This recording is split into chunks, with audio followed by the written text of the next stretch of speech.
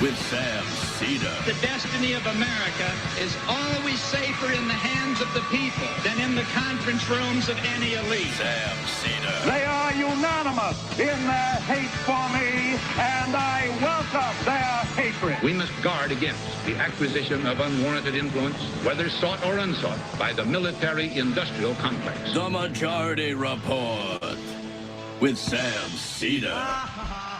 Ever get the feeling you've been cheated?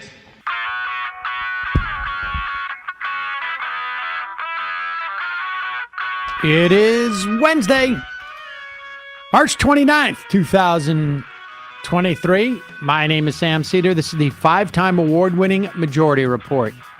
We are broadcasting live steps from the industrially ravaged Gowanus Canal in the heartland of America, downtown Brooklyn, USA. On the program today, Hannah Story-Brown, writer and researcher at the Revolving Door Project. And then Michelle Eisen, organizing member of Starbucks Workers United, as Howard Schultz sits in front of the Help Committee and whines and obfuscates at this very, very moment. Meanwhile, Joe Biden says Bibi Netanyahu is persona non grata until he makes a shift towards democracy. Donald Trump, a New York grand jury, will offer no result this week. Federal judge rules that Mike Pence must appear before the grand jury investigating January 6th.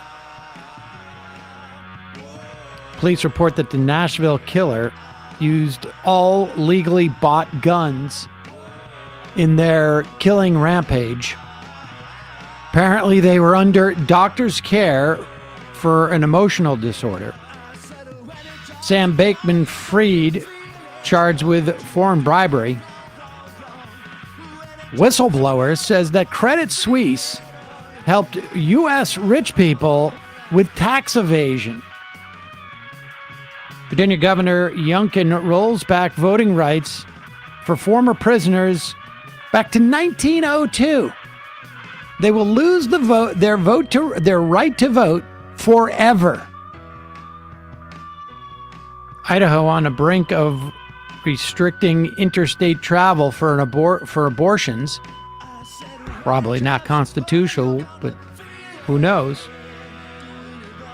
Senate poised to vote on the repeal of the Iraq war powers as we speak, I believe. FDA approves Narcan for over-the-counter sales. And Tucker Carlson, Sean Hannity may have a date with a court to testify in the Dominion suit. All this and more on today's Majority Report. Welcome, ladies and gentlemen. We got a lot to get to today. Emma is out. Matt is out. Both are doing their civic duties, probably in different ways. Matt sitting on a grand jury. Emma helping people my age across the street. That's what she does. Like on some days during the week, she dons one of those. What do you call those? Those traffic belts, and then helps people across the street. Meantime, I got to say, we almost didn't start the show today because I'm enjoying as the hearing, the Help Committee hearing goes forward. That's the Health, Education, Labor, and Pensions Committee, chaired by Bernie Sanders, goes forward in interviewing Howard Schultz. He is getting whinier and whinier. Later in the program, I had pre-recorded an interview with Michelle Eisen yesterday, organizing member of Starbucks Workers United. She was a 12-year, she had been working at Starbucks for 12 years. And had decided to leave, I think, prior to COVID because she felt like the company was treating the workers poorly. And it is an interesting dynamic when you talk to someone who has pride in their work, has a relationship, like an emotional attachment to a company, and then feels betrayed by the way they're being treated, and just happens to be approached by someone who was trying to organize a union. And this organizer, this is up in Buffalo. This is the original store that unionized. This organizer approached her like one of the last people that the organizer approached, because she thought, oh, well, this person has been here for 12 years. She has never had a single violation. You know, her working record was like pristine. And so, she was a company person. And, so this organizer thought like this could be a little bit risky, but they were friends. And it turns out, I have exactly the same feelings that you do about what's going on in this company. And that's how all of this started. So I think it was over 200 chapters, is it? Is it over 200 Starbucks or close to that have now unionized?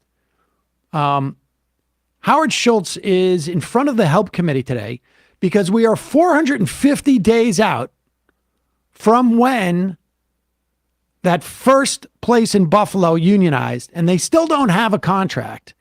And Starbucks is doing all sorts of things, and you'll hear this organizer later in the program explain what they're doing to avoid negotiations. And Howard Schultz is like, well, we're doing our best. And there are, I think it's at least 80, maybe more. This is like 100. I can't even remember what the number is. Of complaints that the NLRB, and there are hundreds of pages of documents. This is just coming out of like one store of violations of workers' rights. And Howard Schultz is like, they're all wrong. Here is Chris Murphy explaining to Howard Schultz, because Howard Schultz, I don't think he gets how he sounds when he speaks. Here's Chris Murphy explaining to him, this is what you sound like when you come here and say that the National Labor Relations Board has got it wrong, like literally dozens upon dozens upon dozens upon dozens of times. Cases that have been brought against Starbucks for illegal firings. As you know, New York, Michigan, Pennsylvania, Tennessee, Kansas, Missouri, Washington, a decision out of Buffalo requiring you to reinstate workers, calling your practice egregious and calling your practices egregious and widespread and misconduct.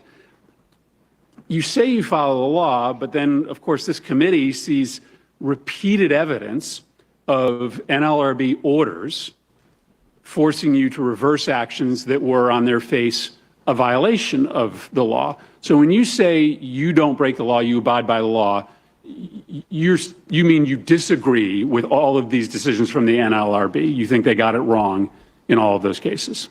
I think what you're talking about is allegations that we look forward to in the process to defend ourselves. But if I can give you one specific case, but some of these are orders from NLRB judges to reinstate employees based upon violations of conduct. Do you think in all of those cases in which judges have required stores to be reopened or for workers to be reinstated, that they just all got it wrong? Well, in Memphis, in every case. So in Memphis, as an example, we do have. Well, I'm not actually looking for. I'm not. I'm not looking to litigate each specific case. Just to clarify. When you say that you are abiding by the law, you mean that in every case in which an NLRB judge has ordered you to take steps to remediate actions, in every single case they've gotten it wrong. We will follow the law and follow the judge's order, but we look forward. Right, but the judge is making a finding that you have engaged in conduct that is not allowed by the underlying law, i.e. illegal behavior. In every case, you believe that the judges got it wrong. I believe the allegations will prove that Starbucks was correct. And I can give you a perfect example if you're willing to listen. Sure, I'm willing to listen. Okay, so let's take Memphis, which has been a clear, isolated case, but I think indicative of the process. Safety at Starbucks is critically important. We want to protect and preserve the safety of every one of our people. In 1997, we had a tragedy in Georgetown where 3 Starbucks partners were murdered. And so as a result of that, we have always taken safety very seriously. But after that, everything we do is about partner safety. Now, in Memphis, a Starbucks person who agreed to join the union, after hours, opened up that store for activities that were not consistent with safety and procedures at Starbucks. No one should open up a store that is closed. The manager took a disciplinary approach and terminated that person. That person was reinstated. That is the fact. Safety is key at Starbucks. So we can't be held accountable for things that we believe under the procedures of Starbucks that are based on safety for our people. And that is a clear violation of our procedures. I understand. I'm trying to square your testimony in which you insist that you rigorously follow the law. Yes. With overwhelming evidence from the organizations that are charged with enforcing American labor law that is not the case. It is akin to someone who has been ticketed for speeding 100 times, saying, I've never violated the law because every single time the cop got it wrong. There you go. And that is his contention. Howard Schultz can come up with one example from afar where the judge didn't understand properly based upon his story. Howard Schultz is right there, his story. But literally, we're talking not just dozens. I mean, dozens upon dozens upon dozens upon dozens and hundreds of pages. And understand, too, when the National Labor Relations Board does this, they are painstaking about trying to make this ironclad because they know that Starbucks has an army of union-busting lawyers who are going to come in and fight these things. We're going to be talking to Michelle Eisen in just a little bit later in the program. We'll play more clips from this hearing. He was whining big time. And this is like a big day for really wealthy people to whine. We'll get a clip of Joe Rogan, who was upset about my proposal to bring back one of the key ingredients of the greatest expansion we've had of our economy during this country. But we'll talk about that later, probably in the fun half. We're going to take a quick break. When we come back, we're going to be talking to Hannah Story-Brown, writer, researcher at the Revolving Door Project, about the Willow Project, which Joe Biden administration okayed just about a week ago. We'll be right back in just a minute.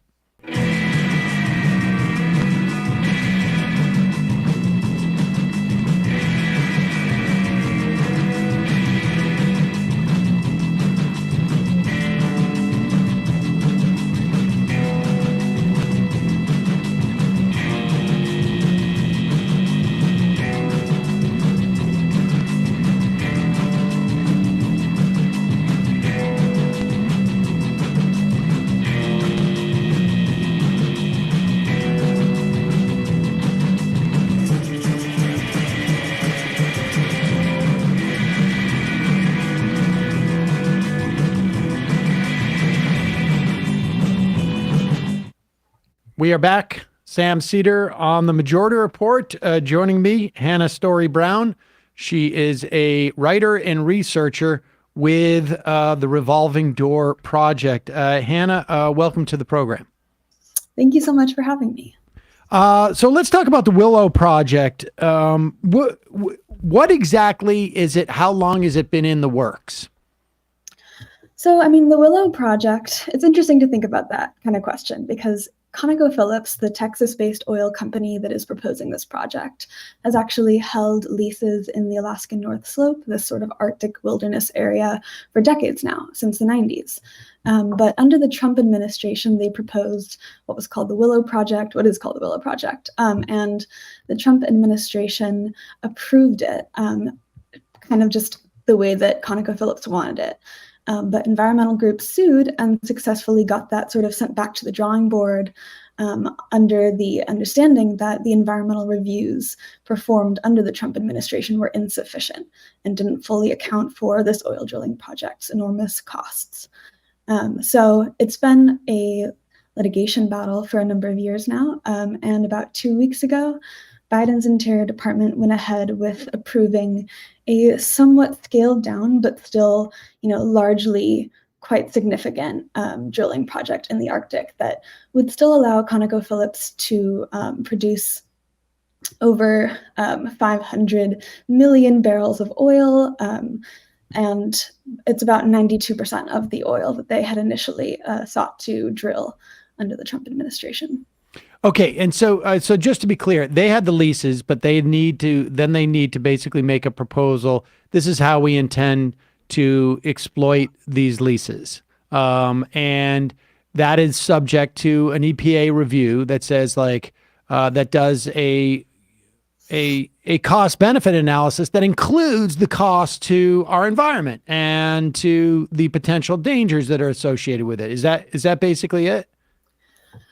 More or less, yeah. So, I mean, the Interior Department and several of its subdivisions, including the Bureau of Land Management, the Fish and Wildlife Service, are all involved in those reviews and that analysis process that you're talking about. The EPA also weighs in.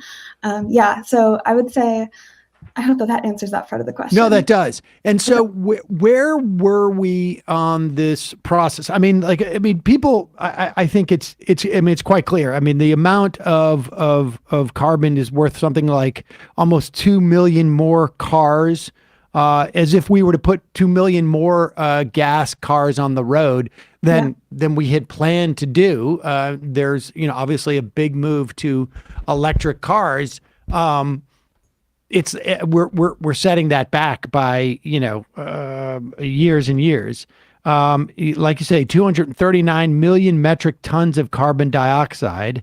That is the equivalent of 64 new coal plants operating for a year, or again, like almost 2 million new cars. Before we get into the all of the potentials of what it means to put these roads in that area, what it means to develop the Arctic in a way that is exclusively industrial, and the potential dangers of leaks and methane leaks, et cetera, et cetera.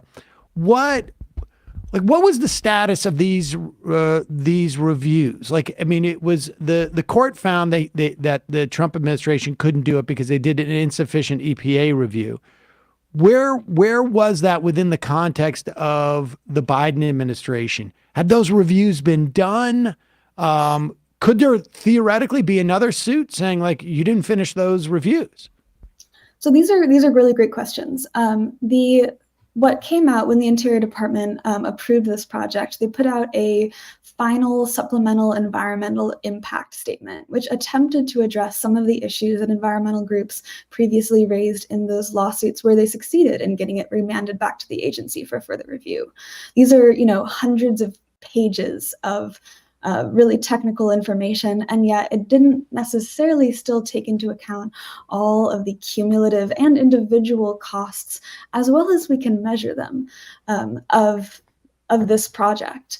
And in fact, within 48 hours of the Interior Department filing this approval of one of the different versions of the project that they had considered. So, this environmental impact statement, it provides a bunch of different potential plans for drilling. One of those plans was no drilling.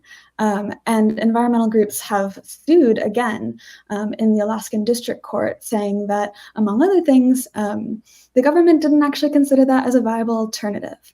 And yet, under law, the Interior Department has significant authority and discretion to deny permits for drilling on federal lands. And this is something that the Biden administration has not really been open about acknowledging, that there are obligations to consider by the Secretary of the Interior how to protect what they call the surface resources of the Arctic, because of course these laws are more interested in what's below the surface, all the oil in the National Petroleum Reserve in Alaska.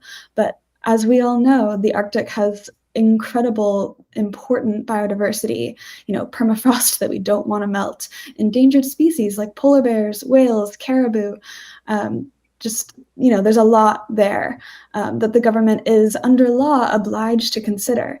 And it has the authority to deny projects on the grounds that they would have significant deleterious impacts on those other valuable parts of the ecosystem and of, the country's resources.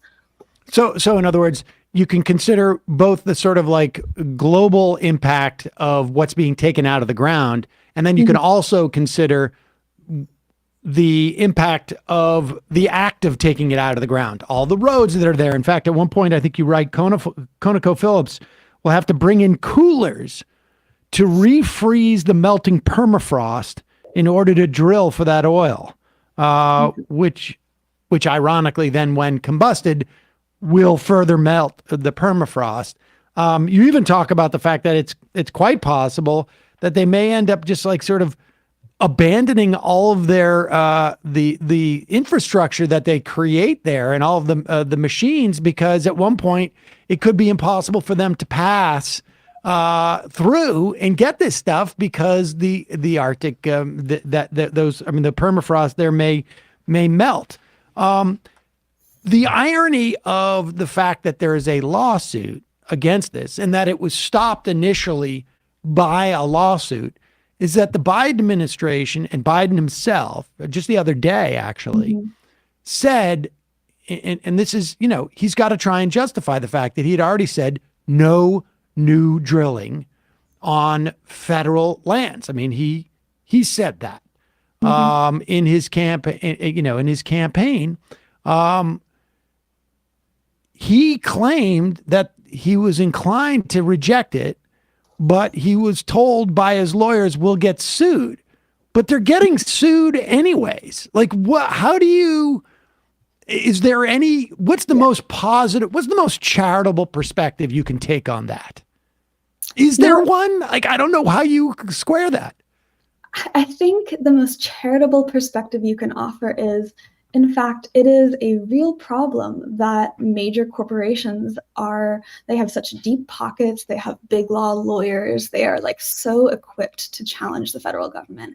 And the courts are, increasingly sort of emboldened by these bizarre right-wing legal doctrines that really hold no water. We see that the administration is indeed up against unfriendly courts and powerful corporations, but that doesn't mean that it gets to dismiss its obligation to serve the public interest and to refuse to pick a fight against the corporations that are imperiling, like literally, our habitable planet. I can't really think of a better, villain for the Biden administration to take on. And they kind of just admitted that they were scared. Well, I want to talk about the political aspect of it in a moment, but it just seems to me like I can understand saying, well, we don't want to expend our resources on fighting this in court, but you're going to be fighting it in court. You're fighting it in court now. And the question is like, which side do you want to be fighting on? Which takes us to the politics of it. In the run up to the Willow Project, all three, I guess, of the sort of the lawmakers from federal lawmakers from Alaska came out, both the senators from Alaska and the Democratic Congresswoman who was elected Peltola, Peltola, and they're in favor of the project. If you were to not really dig too deeply, you would hear stories of Native folk, in and around Alaska, and Alaskans being in favor of it. Ostensibly because there's going to be jobs. But you made a good point in your piece. Like the amount of jobs, like the federal government wants to step in and create these jobs. You could have people just digging ditches and it would be a blip in the federal budget, certainly less than what they're going to end up paying for like remediating the impact of climate change, right? I mean, outline what you can tell were the politics associated with this, and then we can layer in the idea of like what Joe Biden's doing to himself, politically in this instance. Yeah, those are great questions. And there's so much there. I mean, first of all, we use these sort of not we, folks use these economic justifications to say, we're dependent on oil, we've been historically dependent on oil. And that is something we need to confront, because we don't want people to be left behind by the inevitable energy transition that we're going to be facing. So, rational, forward-thinking policymaking is going to have to actually reckon with the fact that, yes, Alaska needs economic support. People need to be taken care of. Jobs need to be created. We need to carry everyone with us. And so I think that is what I would have wished the Biden administration would say. And in terms of the impact on Indigenous folks, Indigenous people are obviously not a monolith. I'm not going to pretend that I can speak for anyone. But I do think it's important to recognize also that the Inupiat folks in Nuiqsut, Alaska, who are the community most directly impacted by this infrastructure, a lot of them have voiced really explicit concerns about the impacts that it would have on them, whether that's increased pollution, increased noise, the possibility of oil spills. They already are surrounded by ConocoPhillips infrastructure, and they've already faced gas leaks in their community from malfunctioning oil and gas infrastructure. So there's also those voices to take into account. What of the supposed trade-offs? There were other leases that Conoco sort of traded back. We agree not to use these leases if you let us do this massive project. My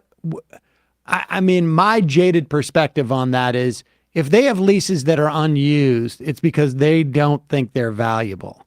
And they're giving back things that they would have never exploited in the first place. Am I wrong about that? I think that's a pretty apt read.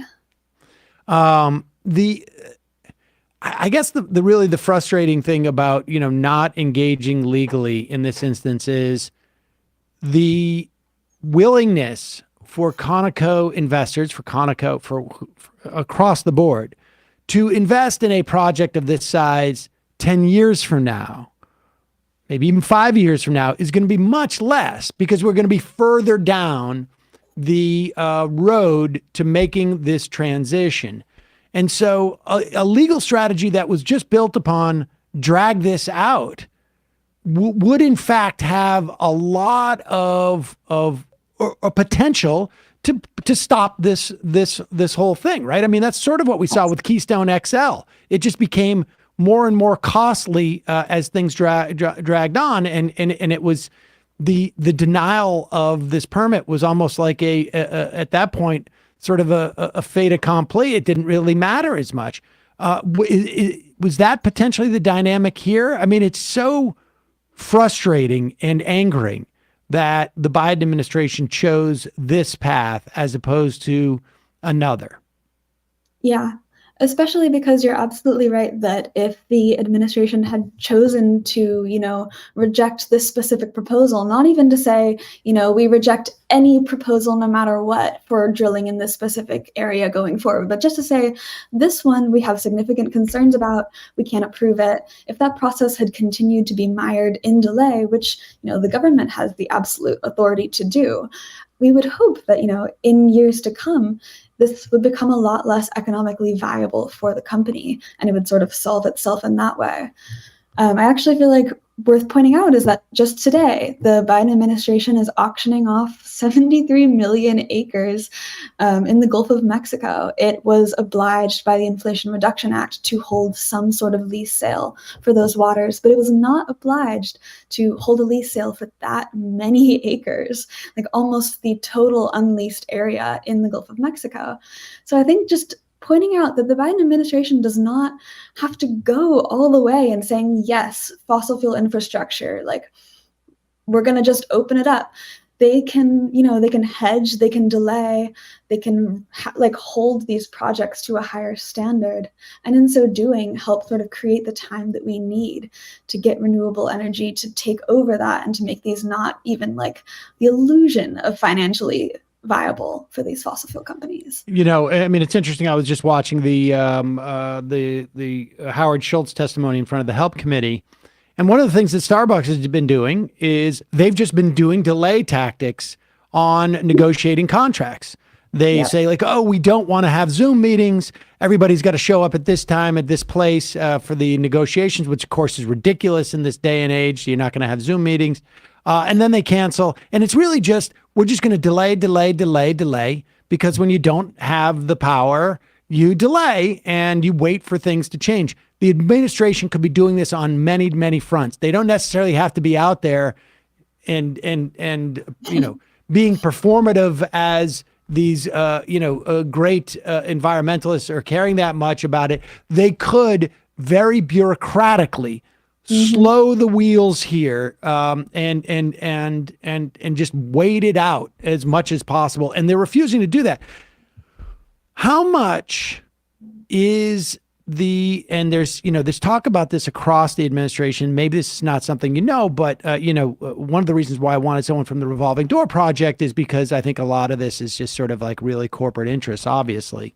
How much of this do you think, and there's no way to prove this, right? But does the having Ron Klain no longer the chief of staff and this guy, Jeff Zients, who is about as corporatist as it gets. And I've also heard, frankly, not that competent. How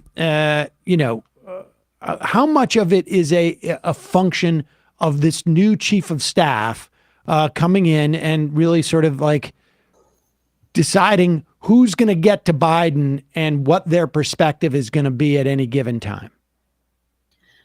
It's a really good point. People talk about the chief of staff as the gatekeeper to the president. They decide whose voices get heard. And Ron Klain was known as someone who was able to, juggle progressive and moderate flanks within the party, make both parties' voices heard. And Jeff Zients, in contrast, doesn't have that sort of political acumen. He's been called a businessman's businessman. He was in the Obama administration very explicitly the sort of business liaison for the administration. And so we see him come into Biden's White House at a time when Biden is definitely taking more pro-corporate stances and sort of making his reputation as, Union Joe, pro-worker Joe, want to build the economy from the bottom up and the middle out. It's really muddling the coherence of that legacy. And I worry that Jeff Zients in the White House is going to make it more of an uphill battle for folks to combat corporations having Biden's ear and to get other voices in the mix. Well, Hannah Story-Brown, writer, researcher at the Revolving Door Project, we'll put a link to your email newsletter, which covered this and sort of the climate crisis's impact on the Silicon Valley Bank collapse the other week. Really appreciate you coming on. Thank you so much for having me. All right, folks, we're going to take a quick break, and then we're going to play an interview I did with Michelle Eisen. She's an organizing member of Starbucks Workers United. This is an interview I did with her yesterday evening. And as we speak, I think Howard Schultz still in front of the Help Committee whining about we'll play some clips after the interview of what's going on in that hearing. But here is that interview now. Well, a little longer than I had thought, but that's the nature of this show sometimes. The 45-minute free half that we once anticipated just keeps growing and growing. But here it is. We are back. Sam Seder on the Majority Report. Joining me now, Michelle Eisen. She is an organizing member of Starbucks Workers United from Buffalo. Michelle, welcome to the program. Thank you so much for having me. Excited to be here. So you were one of the original organizers and you guys up in Buffalo started, I think, largely started this sort of wave across the country of Starbucks organizing. We spoke to Jazz Bresak, I can't remember, some time ago. And got a sense, I think, as this was sort of like building across the country. Let's start just with Buffalo and talk about how the the organizing started there and then where it went from there. Sure. I think it's easier if I give you a little background of myself with the company, if that's okay, and what brought me to this point. Yes, please. I understand you were working there for 12 years. Yes. So I started back in 2010. I'm a production stage manager by trade, which is awesome, but it's a job in the arts in this country of ours, and it doesn't come with benefits most of the time. And often you do have to find something to supplement your income. And so that's what brought me to the company. I was looking for something I could work part-time that was flexible, that would allow me to have health benefits, which is, that's what the company toted. That was its claim to fame, right? Part-time workers were able to be benefits eligible. And it was also a company that had a reputation for being better, for treating their workers better, for caring about the environment, for caring about the community. And so I applied and I was hired. And for the first few years I was with the company, that was true for the most part. Their mission and values, they lived up to that. I felt valued. I had a flexible schedule. There were different kinds of benefits, other kinds of benefits besides health benefits that they gave to their workers that made you feel like you counted, like you mattered, like your work was important. And then probably 5 or 6 years ago, this is pre-pandemic, I want to be very clear about that, there was a very significant shift in how the workers were treated, how the company was viewing its, hourly workforce. And you didn't really notice if you weren't really paying attention. And if you didn't have, the history with the company to know what it was, even, a few years before. But things started changing. I started seeing the benefits packages started rising in cost and the coverage started going down. For me, the kicker was in 2018, I broke my ankle. And I'd been working for the company for 8 years at this point, and I'd been paying into benefits the entire time. And the benefits packages had been gutted to such a degree that I ended up paying for the entire medical cost of this ankle break out of my pocket while I had health insurance with this company. And that's where I started kind of questioning what was happening and what I was still doing there, really. That's the only reason I'd come there to begin with. And then, of course, not long after that incident, the pandemic hit. And even if I had started to think about what life would be like without Starbucks and what I would do, at that point, there were no choices because my other industry shut down completely. Right. And so now I found myself, in this job that I had originally planned to do 20 hours a week, being there 40 hours a week. And all of the little things that had been bothersome or had been issues that I could kind of forget about when I walked out of that cafe every day, they became much more apparent because I was spending a lot more time in them. And now we were put in a situation where our health and safety was actually at risk every single day going to work in this pandemic. Starbucks stayed open the entire time. We were one of the few companies that, really didn't close long before a vaccine was on the horizon. And I'm finding myself there and I'm putting myself at risk every day. I'm putting my family at risk every day to serve our community. And we're being called by the company and told, you're essential to the world right now. What service you're providing is essential to your communities. And we're really thankful that you're here and your safety is of the utmost importance. But that's not what I was seeing. We were seeing, we were being told we couldn't enforce local mask mandates because the company policy was to serve those customers anyway. And, when I brought to the attention of my manager that we were essentially being asked to break the law by the company, she said, well, that's our policy. I said, so it's more important to get that $5 caramel macchiato salad than it is to protect myself and my fellow coworkers from this, potential illness that's going around. And I actually came to the conclusion that I was going to leave the company. The pandemic had pushed me over the edge. Watching Kevin Johnson on these financial shows bragging about the record-breaking profits the company had been pulling in the midst of this global pandemic. And juxtaposed with my coworkers crying in the back room because working full-time for this billion-dollar corporation, they didn't know if they were going to be able to pay rent and put groceries in their fridge. Things were just not adding up. They weren't making sense. And so I decided I was leaving. I didn't know where I was going to go. I was hopeful that my industry was going to open up, soon. This is probably about June of 2021 now. So we've worked through a year of the pandemic. And then just to be clear, that other, you were in like a film and commercial production, or was just live staging production? Live theater. Okay. Live theater. So that even came later. That came even much later. It did. Yep. Okay. It did. Yeah. For obvious reasons, right? Right. I wasn't prepared to sit next to a room full of people absolutely not at that time. No. Yeah. I mean, things are just kind of maybe getting back to some sort of normalcy now, and it's 2023. Right. So June of 2021, I've come to the conclusion that I'm going to leave. I'm going to do something somewhere where I'm feeling at least somewhat protected and valued.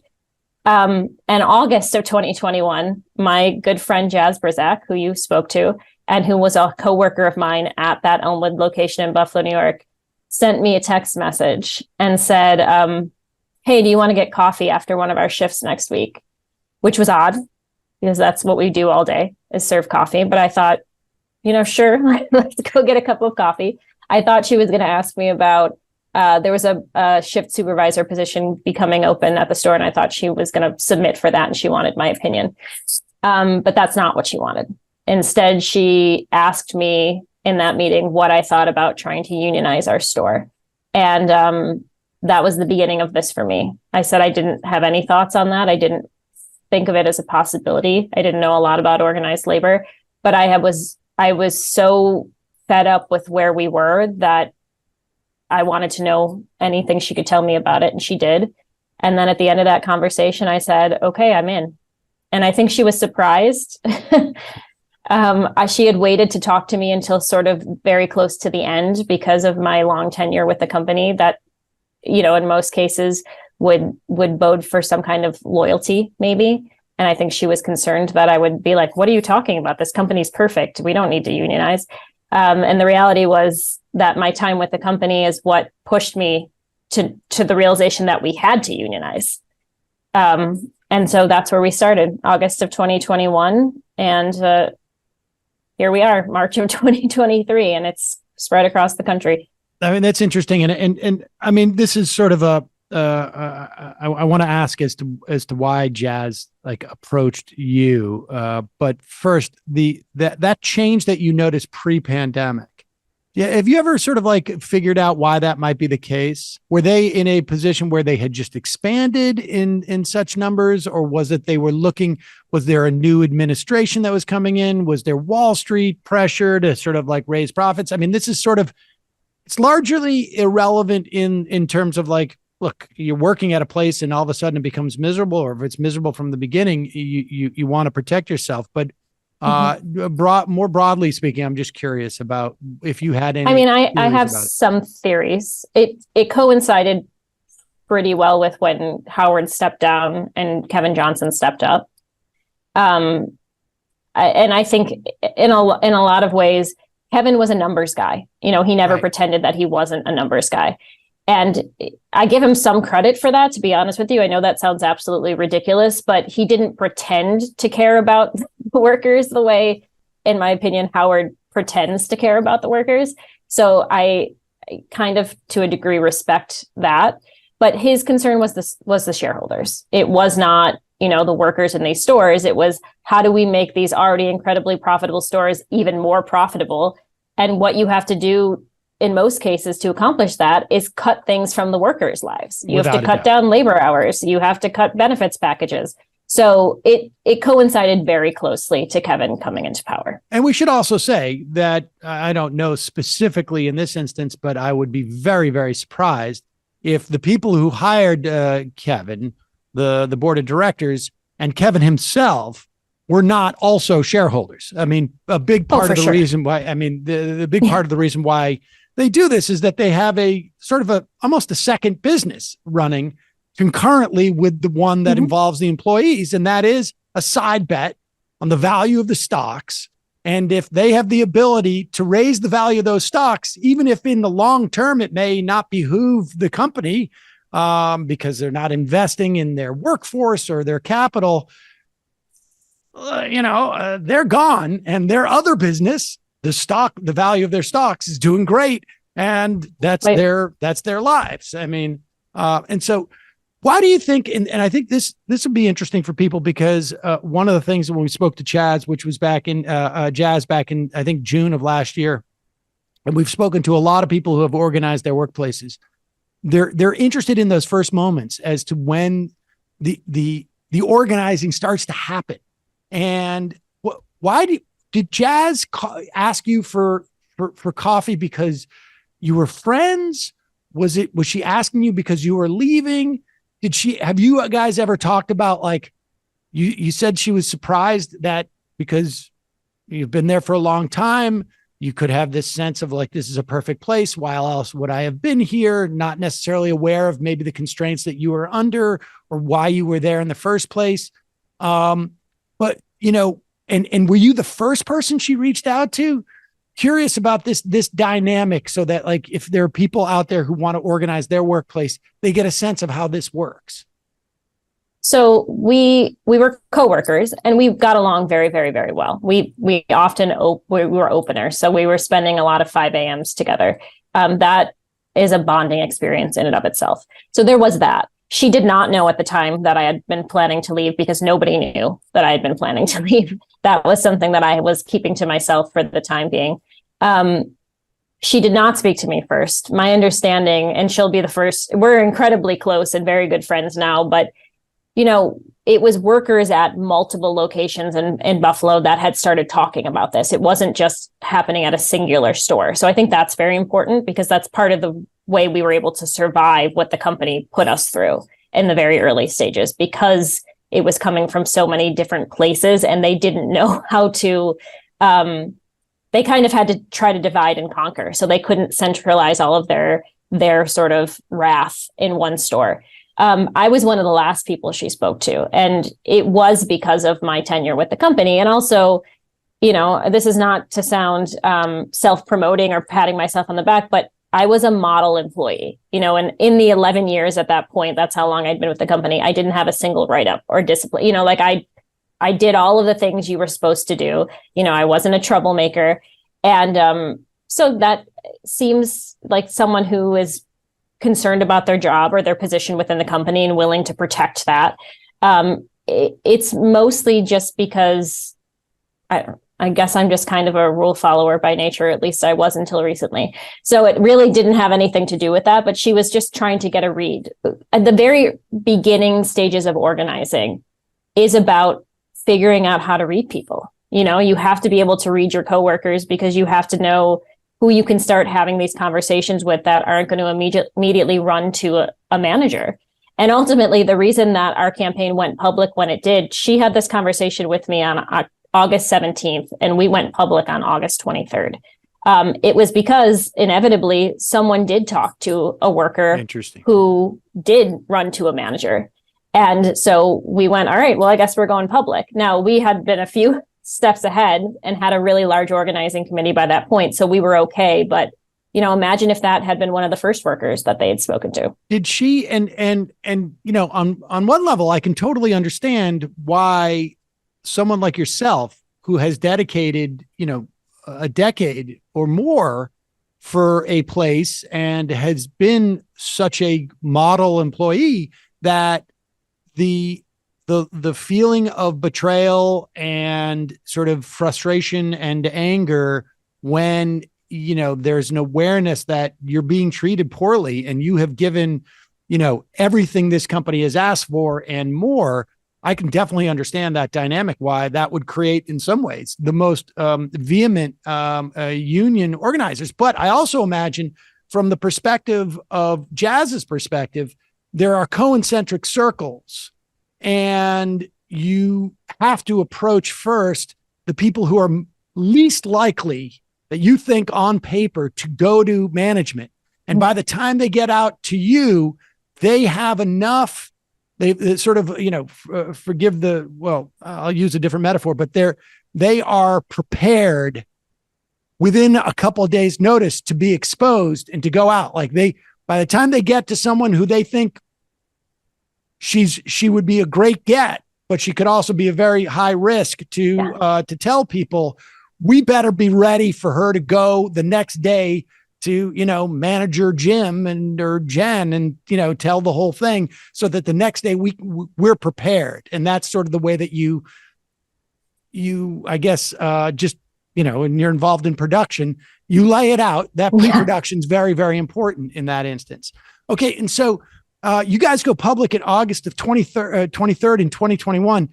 Within 4 months, I guess my math is correct. By the beginning of January 2021, if I remember correctly, we're talking like 135 Starbucks, maybe, or I may be, it could have been more. It did accelerate quickly. I don't think it was quite that quick. So we won on December 9th of 2021. And then a second location in Buffalo technically won the same day, but there were some, the company can file objections and all this other stuff that had to be followed through. So they weren't officially certified until January. So beginning of January, there's two. There are two stores who have managed to unionize in the U.S. After we won was when you started seeing dozens of petitions being filed at stores across the country. So it took a little bit longer for them to actually get to their election period and actually win them. But by summer, I think June of 2022, we're talking the number that you're talking about. Like stores just were filing left and right and then going to election and winning. I mean, we had something like 68 unanimous elections in favor of the union. I mean, that's incredible. Unbelievable. It's an unbelievable number given the war that the company has been waging on its workers who are trying to organize in the last 18 months. Well, let's talk about that because, just yesterday, and we're recording this on Tuesday. We're going to be playing this on Wednesday, concurrent or just following Howard Schultz's appearance, or maybe just preceding Howard Schultz's appearance in front of the Help Committee in the Senate, where it seems Bernie Sanders has some questions for him. Those questions are going to be along the lines of a huge number of violations that the National Labor Relations Board has found or has identified, and that Starbucks has engaged in that is illegal in terms of their attacks on the union. Give us a sense of what they are. And I imagine they run the gamut from like not quite illegal, but really sort of like, I mean, they could run the gamut from the CEO coming in and saying, in the Holocaust, you wouldn't have unionized, essentially. I remember that talk he gave that someone had recorded, but then ranging from like making things uncomfortable to crossing the line into legality. Give us a sense of those, both in terms of like their quality and quantity that you're aware of anyways. So within a few days of this campaign going public back in August of 2021, starting here in Buffalo, Starbucks shipped in well over 100 out-of-town managers and upper-level corporate that essentially just invaded and took residence here in Buffalo. How many Starbucks are in Buffalo? This is a city of what? There's 20. There's 20 in our market. And part of the issue, and I alluded to this earlier in the interview, is that our organizing committee consisted of workers from, I believe, almost every single store in our market. So, and we sent that as a public letter to Kevin Johnson with our names signed publicly, those of us who were okay with putting our names public. So they didn't know where to focus their attentions when they came in here. It wasn't like it was a single store where they could say, okay, this is Elmwood and we're going to smash this out right now and it's not going to move any further. So they didn't know what to do. So all of a sudden, all of these upper level corporate members and high performing store managers from other stores across the country are being sent into Buffalo, and they're stationed here. It's essentially an invasion. At one point, there's an out of town manager sitting in one of the cafes, doing work on his computer, and he has pulled up on his screen some sort of graphic, and it says Starbucks Buffalo SWAT team. Like that's what they're referring to themselves as. And it started with what the company called listening sessions, which are captive audience meetings, basically workers being forced to attend a meeting on work hours. They're saying they love to say these were optional meetings, but they weren't, because workers were essentially being told, hey, you can come to this meeting for an hour and we'll pay you for 3 hours. So if you're an hourly worker living paycheck to paycheck and you're being told you can sit in this hotel conference room for an hour and you're going to get paid for 3 hours, you need that money. Or if you're an hourly worker who's being told your store's closing at 3 p.m. today and you're normally a closer that works until 10 o'clock and you can get paid for your whole shift, but in order to get paid for your whole shift, you have to come and attend this meeting. If not, then you're not. You're going to lose out on those hours. Those are no longer optional meetings. Those are mandatory meetings. They also stationed managers, they called them support managers, in all of our stores under the guise of supporting our store manager. They said the reason we were unionizing was that our management was so poor here that it had forced us to unionize. The reality was it was because they wanted to have managerial presence every single day or every single hour the store was open. A normal store manager is 40 hours a week, pretty typical. There's lots of hours in the week that there is no store manager at the store. But now there's a store manager every single second the store is open. They are right behind you when you're going into the back to get a sleeve of cups. They are interrupting conversations, whether you're, God forbid you say the word union on the floor, and that they're there to do that. So it was constant surveillance, constant intimidation. For me, I was actually at the beginning of this, I was prepared to be passive. I was going to be supportive, but I wasn't going to be the one to stand up and, make the noise, because I didn't think I had that in me, and I didn't think I had the time to do it. It was the first captive audience meeting where I was sitting across the circle from Ross Ann Williams, the president of Starbucks North America at the time, as she cried crocodile tears and told us, that we were all partners. That's what Starbucks calls its workers, partners. And she just didn't understand, why we were doing this. And I'm sitting there and I'm like, is this woman for real? She makes $4 million a year. There's no way any of us sitting around this circle are in any way the same as her. And I'm looking at the faces of my coworkers who are scared, like they're being bullied into voting against their best interests. And they ended this meeting by saying, we're just giving you the facts. So if you want facts about the union, you need to go find a union organizer and ask them. And so I was like, that's it. And I raised my hand and I said, hey, I'm one of the organizers, and I'd be happy to answer any questions you might have. And they ended that meeting very quickly. But it was that moment where I was like, there's no way to be passive in this fight. You're either standing up and screaming that these are your rights and you want them respected, or, you're going to get rolled over by the company. Do you think that when she cried, do you think that she really thought that, it's one thing to sort of do that so that we can show that, we can say that we're upset and that we have such a family, that we're a family here and we share our blankets and that type of thing, the metaphors. But do you think that they actually also are just so out of touch that they don't even realize how condescending their perspective on their own workers is? Unfortunately, I think there's a significant chance that that's true.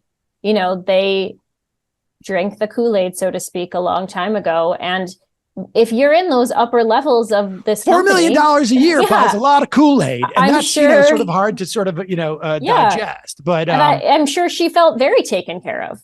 She never had to worry about paying rent and putting groceries in her fridge, at least not for a very long time. I'm not going to say she's never in her life had to, but she had been living the way she'd been living long enough to not really remember what that was like. And it was insulting. It was incredibly insulting. Them coming into our stores in their $500 suits behind our counters in the middle of a peak, when we're crazy busy, and saying, oh, do you want me to take the garbage out for you? Do you want me to clean the No, I don't want you to come in here and do my job for me. I just want you to compensate me better for doing my job. Right. It was condescending, and it was insulting, and it was very, very uncomfortable to experience that for such a long duration, which was months. All right, so let's talk about these various violations, like these captured audience, I guess, meetings that they hold, and they fired people, right? And they threatened people, and that they shut down stores where they anticipated unionizing. All of these things are illegal, and I was about to say the National Labor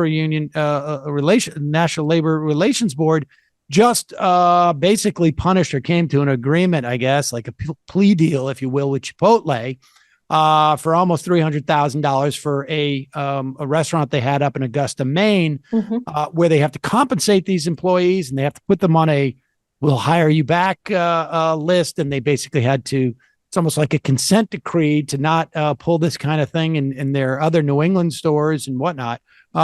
Where are we with that in terms of Starbucks?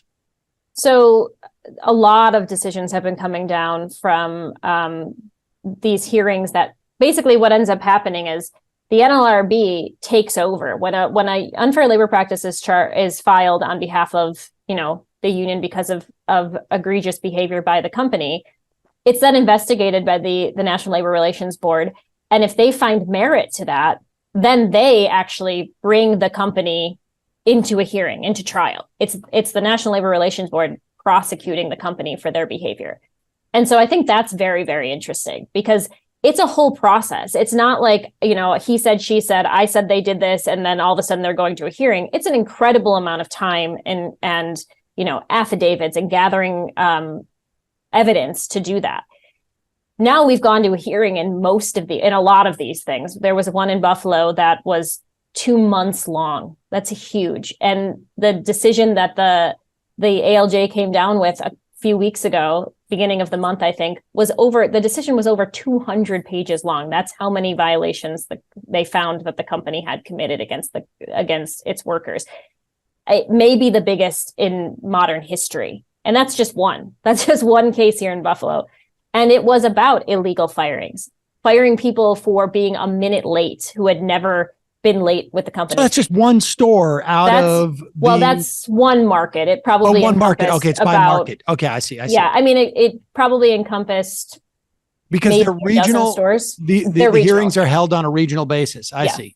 And I would also imagine that the reason why there are so many affidavits taken, why there is so many that everything has to be buttoned up, because these corporations have lawyers who are on retainer, maybe they're in-house counsel. This is it. They've been paid for a long time, and it is literally almost like the fire department. Mm-hmm. You're here. We've been paying you. We haven't had these fires. You've been just dealing with some small, this is where you get paid for. And they got to go out and make their money by trying to put holes in these cases. And that's why they're so buttoned up, as it were. Absolutely. And Littler Mendelsohn is the firm that Starbucks has been employing throughout this campaign. And this, that's what they do. They're a management law firm, and that is what they do. They come in and try to stop places from unionizing. And they've been aggressive, but the company has spent millions upon millions of dollars at this point to try to stop something that is not stoppable. They haven't managed to contain this in any way. And I think that's what I'd like people to realize is that the company's game plan has always been based on our successes. At first they came in and the idea was to stop it all together, and they failed. And then it was, okay, well, we're going to contain it to Buffalo. You've got Kevin Johnson going, well, this is going to be contained to a handful of stores in a couple of markets. He made that statement sometime in January of 2022. Then they were like, you know what, we're going to contain it to 100 stores after it moved out of the Buffalo area. We exceeded 100 stores. And all of a sudden they're going, well, we'll contain it at 200 stores. And we exceeded 200 stores. Now they're been going around telling people it's containable at 300.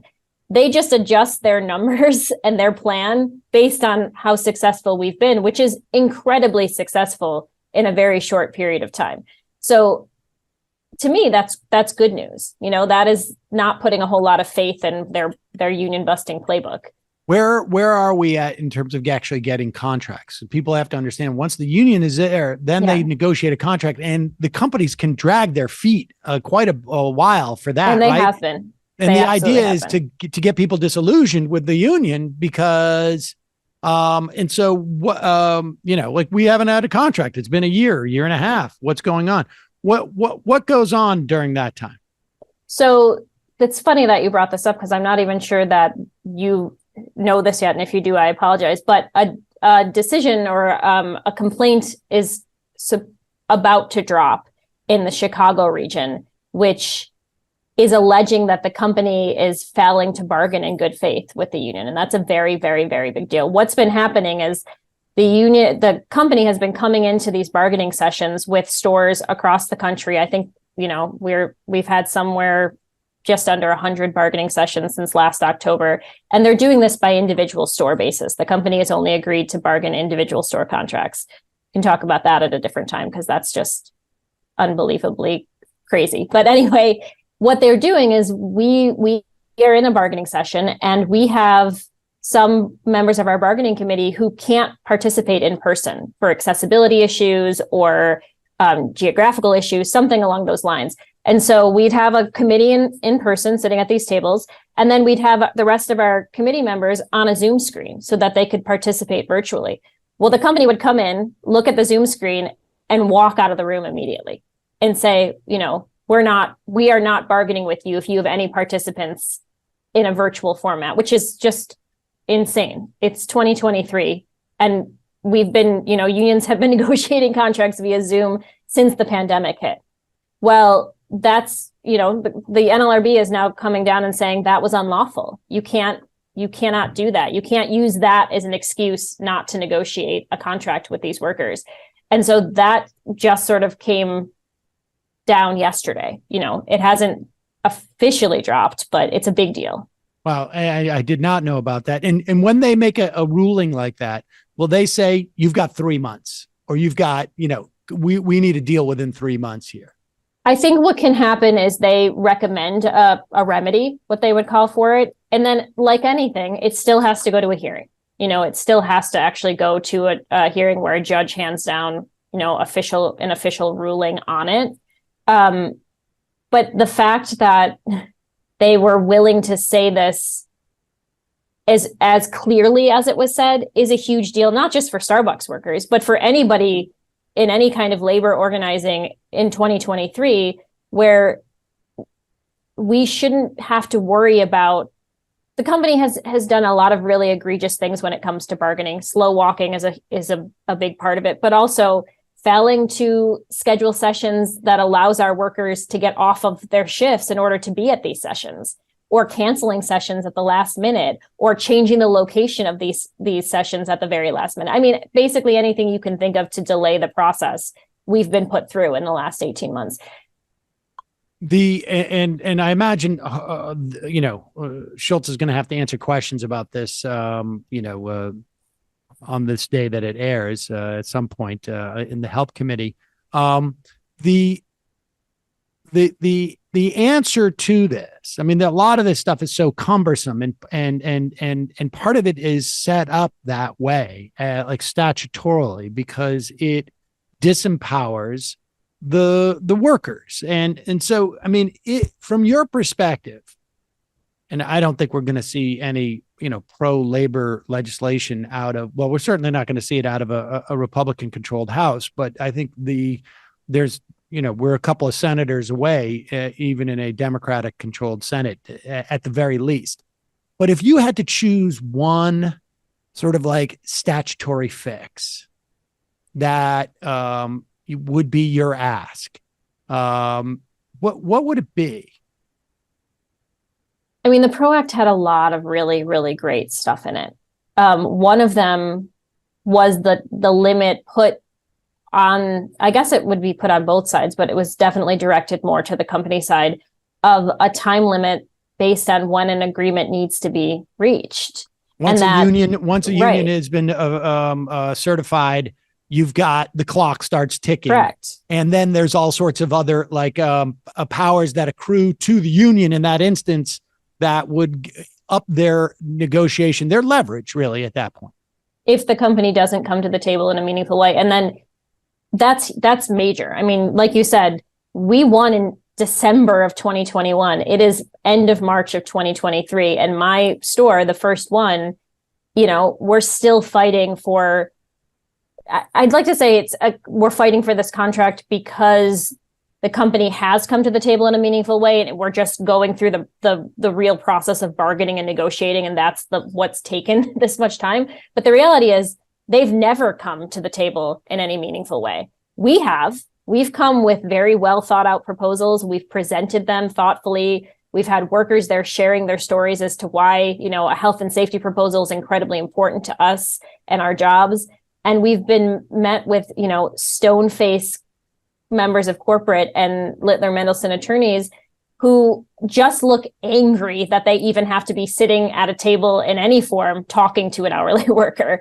Right. And so that's what we need. We need some sort of regulations put on time, because like you said, they'll drag it out.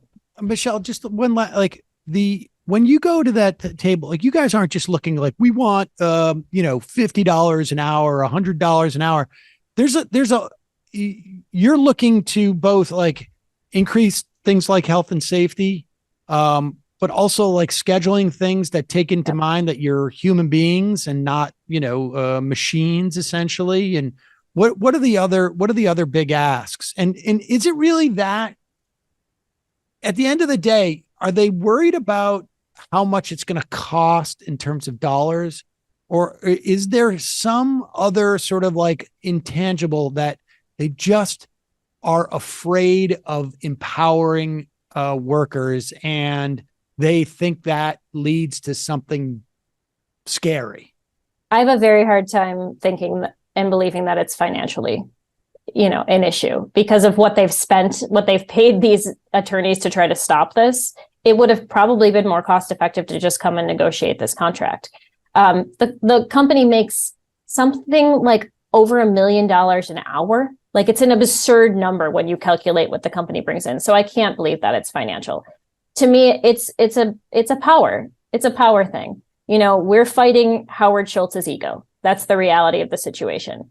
Nobody likes being told that your life's work is not as good as you think it is. And that's where we are. We're fighting him and what, his very idealistic view of what this company is.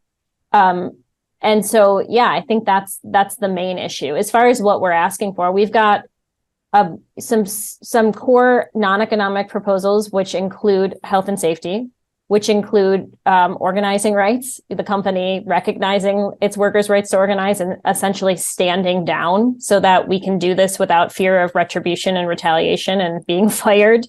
And as far as economics, we're asking for, a livable wage. We're asking for guaranteed hours and scheduling. Right now, if profits are down, one of their main tactics is to come in and slash workers' hours. So you could be working 30 hours a week, and then next week the schedule comes out and you're down to 15. So you've just cut my annual income by 50% because profits are down, and that's how you're going to try to balance that out. Unless you're telling me that, Howard's salary gets cut down by 50% when profits are down, you're going to the very bottom, to the people who are running these stores on a daily basis. They are the ones solely responsible for getting those drinks out, for keeping those customers, for nurturing those relationships. And you're saying, hey, profits are down. So you know what? We're going to have to cut your hours. And they're very careful. They don't say we're cutting your salary by 50%. They say we've got to cut hours until sales go back up. So that's a huge proposal, making sure that we're protected in that way. Right. I mean, the bottom line is, folks are working there because they need to pay for their lives, and their lives don't get any more cheaper in those moments. And again, we should also say, like, that's not a situation where the company's not profitable anymore. It's just that it's not as profitable. And their shares are just not as valuable as they were before. And we're talking millions, tens of millions, hundreds of millions of dollars to some of these people. I have to ask you this. Have you ever sat across the table from them and said, you need to be willing to find a solution that risks the imagination of a new kind of possibility? That's that was Bill Burton's. Definitely not in those words. I think what we have said is, we've sat across the table, and in these instances, I should note that it's not the company that does most of the talking. It's usually a Littler attorney that is the voice. Right. Someone who has no idea how this company actually works and definitely doesn't know what our jobs actually, entail. And we've said, hey, listen, here's the mission and values of this company. Can you look at us and tell us that these mission and values in this moment, in this recent history, are being upheld? And, I don't believe that you can. So let us help you. Let us help you do that. Let us help you make it so that the company, is actually what it professes to be. The lawyers don't. They definitely don't like that. No, they don't like that one little bit. Well, I think the word propaganda was thrown around a couple of times. My quote was, to be fair, was one that I've never forgotten, that Howard Schultz's one of his campaign managers said on a TV program about Howard, and I just found it so ridiculous that I had to ask. If you've ever deployed that, I apologize for that. But thank you so much. I think it's great.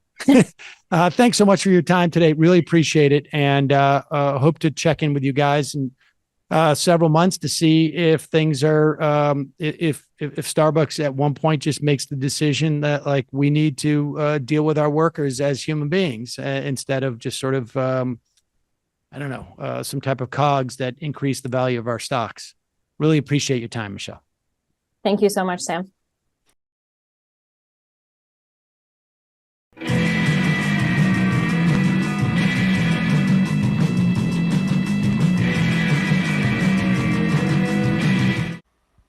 We're back, ladies and gentlemen. Not everyone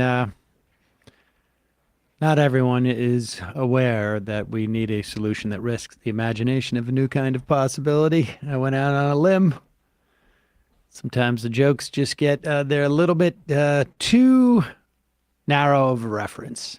And maybe we need a solution to it that risks the imagination of a new kind of possibility. We will play more clips of the hearing. And as we speak, there are other Starbucks workers who are in these hearings right now.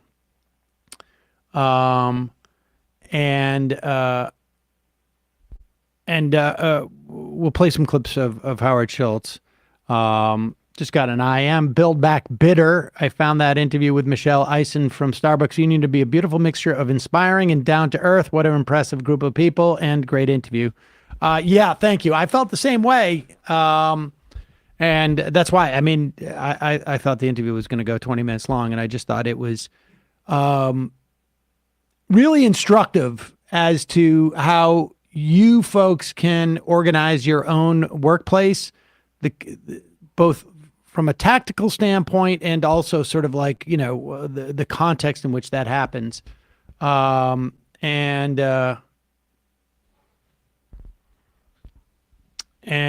Ryan writes, I work at a cannabis grow and I'm taking notes all these union shows. Thank you. I'm definitely building relationships at work and eventually might try to get something going. That what I took away from that interview, I mean, there was a lot of things I took away from it, but it had never occurred to me the way that you as an organizer will approach, you're developing relationships, some of which pre-exist this, but the way that you will sort of map out who you approach, in what order, and what you need to have sort of like locked and loaded, as it were, the further out you get from someone you think who's going to have a positive response. Because there's always this like danger that at any moment, you know, the boss is going to find out about it. Congressional Baseball fan Sams, we appreciate you risking the imagination of a new kind of possibility. Definitely worth it. I know I'm not the only one who laughed. Yeah, I tried. All right, we're going to take a quick break. Couple of things. So apparently, Kyle tells me we got downgraded on our Discord server because we don't allow that many sock puppets, apparently. And that gets your numbers up. And a lot of people sign up and then don't confirm their email address. And maybe they don't participate in the first 20. I don't know what he told me. I couldn't even follow any of it, to be honest with you. I mean, having at least 20% week one retention over an 8-week period. I'm not sure I know what that means. But join the Discord. Show those Discord, you know, I don't think you'll notice the difference. I don't even know what the special perks that we're getting that we didn't get before. But majoritydiscord.com, great place to talk about organizing, great place to the live stream making art. I mean, all sorts of different things. Those are the first two things that just come to my mind. Also, don't forget, it's your support that makes this show possible. You can become a member at jointhemajorityreport.com. Apparently, Joe Rogan saw my discussion on the Patrick Bet David show. And I sort of knew that it would sort of embarrass people a little bit who, are nervous about having me on or claim that they don't have me on because I'm a bad faith actor. Because it was a good faith discussion. I mean, we had big disagreements. Rogan, who knows me, we've played clips of him talking about me in the past. We have a clip of him whining about, it's not really my proposal. I mean, it's just like a return to what our tax rates were in the past. And his argument was that, like, I don't know anything about imposing a tax on people not on people, on incomes larger than $3 million because I have not made $3 million in a year. And that is almost the only thing that he said in that clip that is true. But with your help, folks, if we can get just, I don't know, I can't really do the math. How many would we need? 30,000 people to sign up? If 30,000 of you decide to become members, then Joe Rogan will allow me to opine about tax policy for the 0.001% of the people. That would be a crucial grant to us to be able to it's up to you. Have our thumbs on the scale of tax policy. It's up to you, folks. Otherwise, I may not be able to opine about high taxes on wealthy people. I mean, so you can become a member at jointhemajorityreport.com. When you do, you not only get the free half free of commercials, you get the fun half. You allow this show, frankly, to survive and hopefully to thrive. And like I say, if we cross that 30,000 threshold, we're a little bit of ways from that. If we get that many members, then, I can tell Rogan, like, stick it, and we can talk about, I mean, it's probably a little bit more complicated than that, but let's just start with a benchmark of 30,000 members, and then we'll go from there. Don't forget, ESPN tomorrow, correct? Oh no, we're weekly now since the NFL is over, so just every Monday. Okay. But I think when the playoffs get back into it for hockey and basketball, we might start going back into OT for some bets and stuff. Especially if the Rangers and Devils play in the first round, me and Emma will have a little bit of a turf war. But yesterday or Monday, a good show on some of the labor dynamics going into free agency in the NFL. And just a little recap of the World Baseball Classic. YouTube.com/ESVN show for more of that and for some more clips too of the episode. Sounds good. Also, check out Left Reckoning. Matt, of course, doing his civic duty, sitting on a grand jury. Quick break. 646-257-3920. We'll go into the fun half. You are in for it. All right, folks. 646-257-3920. See you in the fun half. Oh no! Are you ready?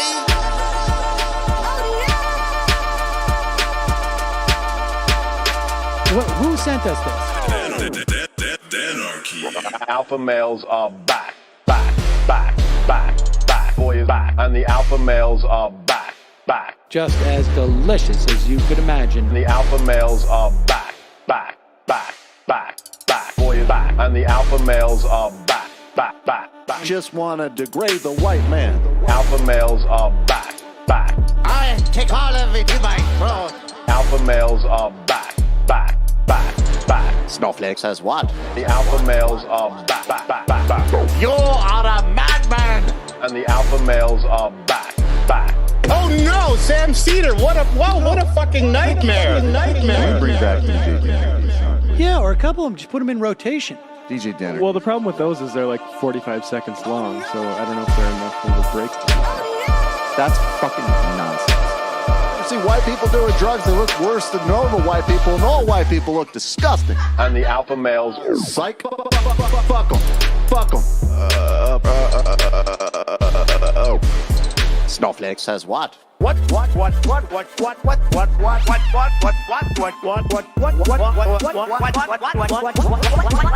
says what? A hell of a lot of bank. A hell of a lot of bank.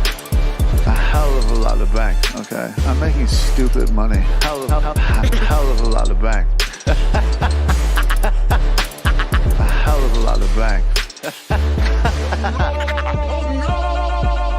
All lives matter. Have you tried doing an impression on a college campus? I think that there's no reason why reasonable people across the divide can't all agree with this. Psych. And the alpha males are back. And the Africans are black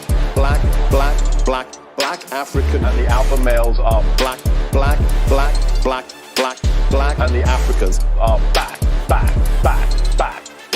When you see Donald Trump out there, doesn't a little part of you think that America deserves to be taken over by jihadists? Keeping it 100. Can't knock the hustle. Come on, fuck them.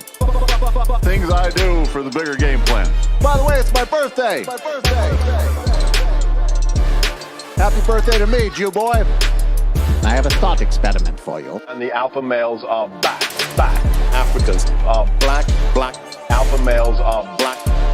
Africans are back. Come on. Come on. Someone needs to pay the price for blasphemy around here. I am a total pussy.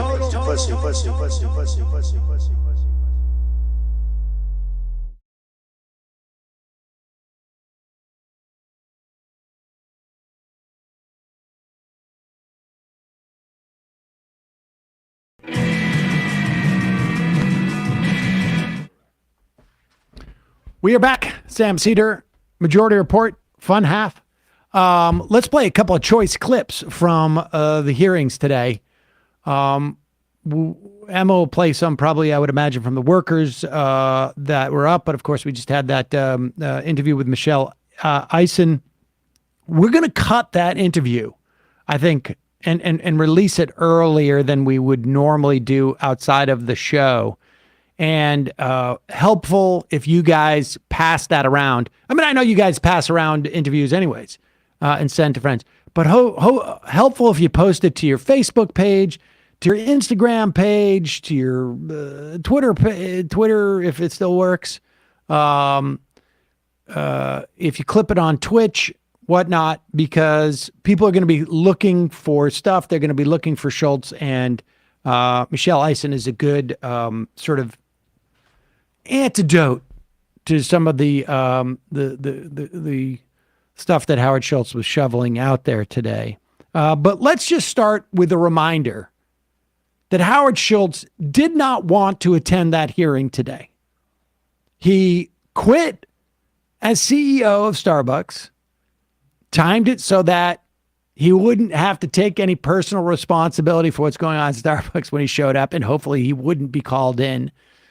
When Sanders said, no, we're going to call you in, he was like, well, I don't think I'm going to come. And then they had to threaten to subpoena him, which doesn't look good. And he would have had to come anyways. And so here's Howard Schultz and Ed Markey. And Mr. Schultz, it's good of you to show up. But then again, you face little choice. It's disappointing to me that it took such a long time and required the threat of a subpoena for you to appear before this committee. And it's frankly disrespectful to your hundreds of thousands of employees, but we do appreciate you finally appearing here. Yeah, there you go. And then at one point, and Howard Schultz is, and I know this is an offensive thing to say, a billionaire. As much as he has built this company to help his workers, and he's doing so much for them, he also has made billions of dollars. Now, is there anything wrong with that? Well, I would argue yes, but it's not his fault. We should not allow it as a country and as a society. We should not allow that. He's just made billions in part on the backs of workers. To be fair, also, once he left, the company, according to Michelle Eisen, got much worse. And then he just came back in to bust the unions, and now he's gone again. The point being that that's why you need a union, because you can't always count on the largesse of a benevolent billionaire. But here is Howard Schultz. He's upset that you're calling him a billionaire because he's still a working class guy because he was one when he was younger. This moniker billionaire, let's just get at that, okay? I grew up in federally subsidized housing. Let me finish. I grew up in federally subsidized housing. My parents never owned a home. I came from nothing. I thought my entire life was based on the achievement of the American dream.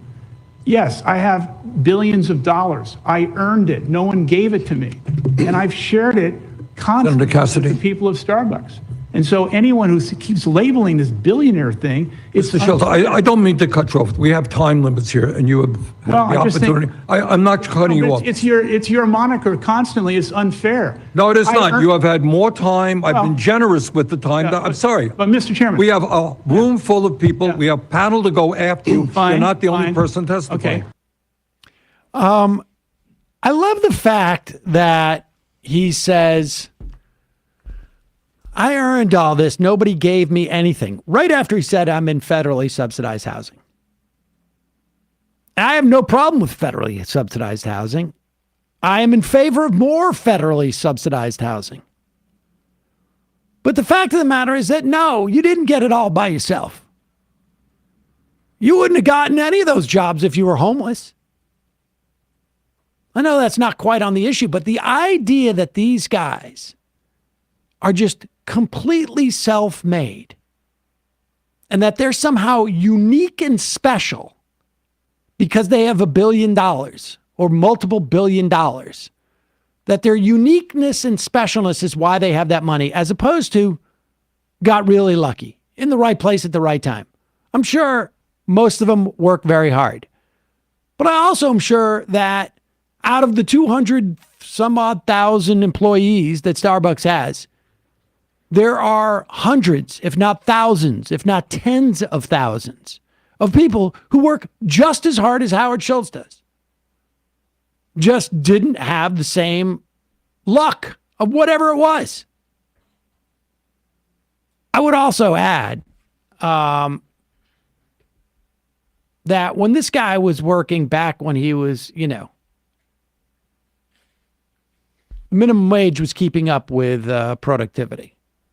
So he's bragging about paying $17 an hour above the minimum wage. It's really still about $5, probably less than it would have been relative to GDP and productivity at that time. But he complains about being called a billionaire because he knows it's a little bit creepy. It's a little bit creepy that we have people walking around who have the ability to fundamentally alter the structure of our society by deciding one day that they're going to expend their money this way or that way. He goes out there, I may run for president. Pays, I don't know, $5 million to a couple of stooges to be his campaign managers, and essentially threatens to empower Donald Trump president if Bernie Sanders becomes the nominee. People forget that. That's what he was doing. And he can do it because he's got billions of dollars. And you know what happens if he spends one of his billions of dollars? Do you know what he's not going to be able to do? Nothing. He could spend $1 billion and still have trouble figuring out how to spend his remaining money. That's a problem. That is a problem. Yeah, and Ed Markey at one point says in that same exchange that union busting is disgusting. And I liked it because he did it with his Massachusetts accent. Here is Senator Bob Casey, who, again, Howard Schultz wants it both ways. He wants it, like, we're not a union busting company. All we're doing is inhibiting the workers from unionizing. We're not busting the union. We're just trying to keep it from ever existing in the first place. Here's Bob Casey. They were meetings to discuss Starbucks and the opportunity for our people. Thank you for the question. Thank you, Mr. Chairman. Senator Casey. Mr. Chairman, thanks very much, and thanks for calling the hearing. Mr. Schultz, welcome, and I want to welcome the workers in this room who have had to do so much, expend so much effort over many years to have the right to organize and bargain collectively, so we stand with you in that effort. I think that's a right that every single worker in the United States of America should have, the right to bargain collectively, to organize for wages and benefits.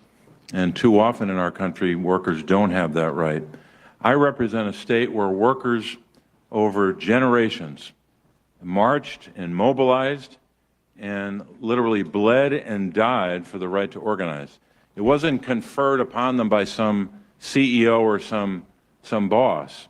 They had to fight for it, and that resulted, of course, in the National Labor Relations Act, which is still in effect, still the law of the land, despite repeated corporate attempts to undermine it. So we have a lot to talk about, not just with regard to Starbucks, but for workers generally.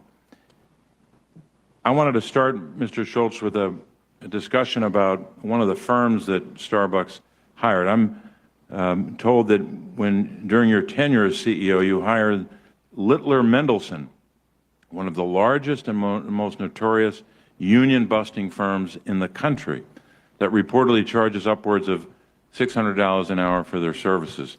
It's been reported that in 2021, Starbucks shut down all stores in the Buffalo area, rented out the Hyatt Regency Hotel, flew you, Mr. Schultz, and Starbucks senior executives into town and forced workers to hear you give anti-union talking points. While Starbucks refuses to say how much they've spent on anti-union efforts, it's clear the company is willing to spend a significant amount of money on union-busting tactics. And guess what? Under current law, federal law, Internal Revenue Service law, Starbucks is able to write off those costs as a run-of-the-mill business expense. Pause it for 1 second. Just to be clear, we just interviewed Michelle Eisen. She is an organizing member from that very first Starbucks in Buffalo, the first unionized.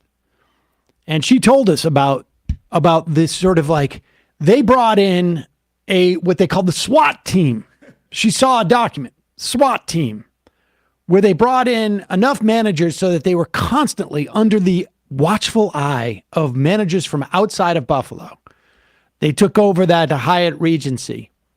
They spent millions upon millions, probably, on these union-busting lawyers. The way that they pretended that they were not having forced union-busting meetings was they would say to a worker, and anybody out there who works on an hourly basis understands this dynamic. You're counting on 40 hours a week. Maybe it's 20 hours a week, 30 hours a week, 40 hours a week. Maybe you think you're also going to get some overtime, maybe 50 hours a week, whatever it is. That's what you count on so that you know how much money you're going to get at the end of the week and you're going to be able to pay your bills.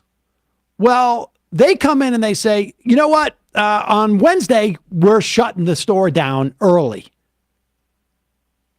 So you may be used to working 8 hours that day from 1 to 9 p.m., let's say, but we're closing the store at 2. So you're only going to get 1 hour that day.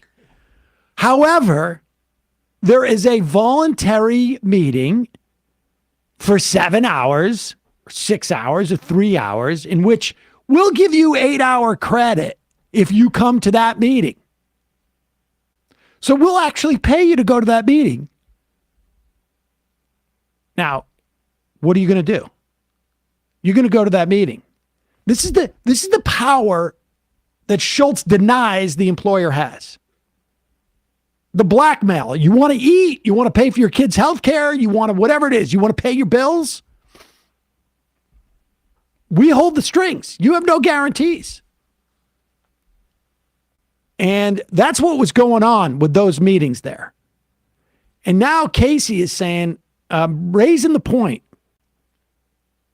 that we as taxpayers subsidize not just the cost of doing business, where I guess there's an argument there that, it's a tax, you don't get taxed on that revenue if you're using it on business expenses.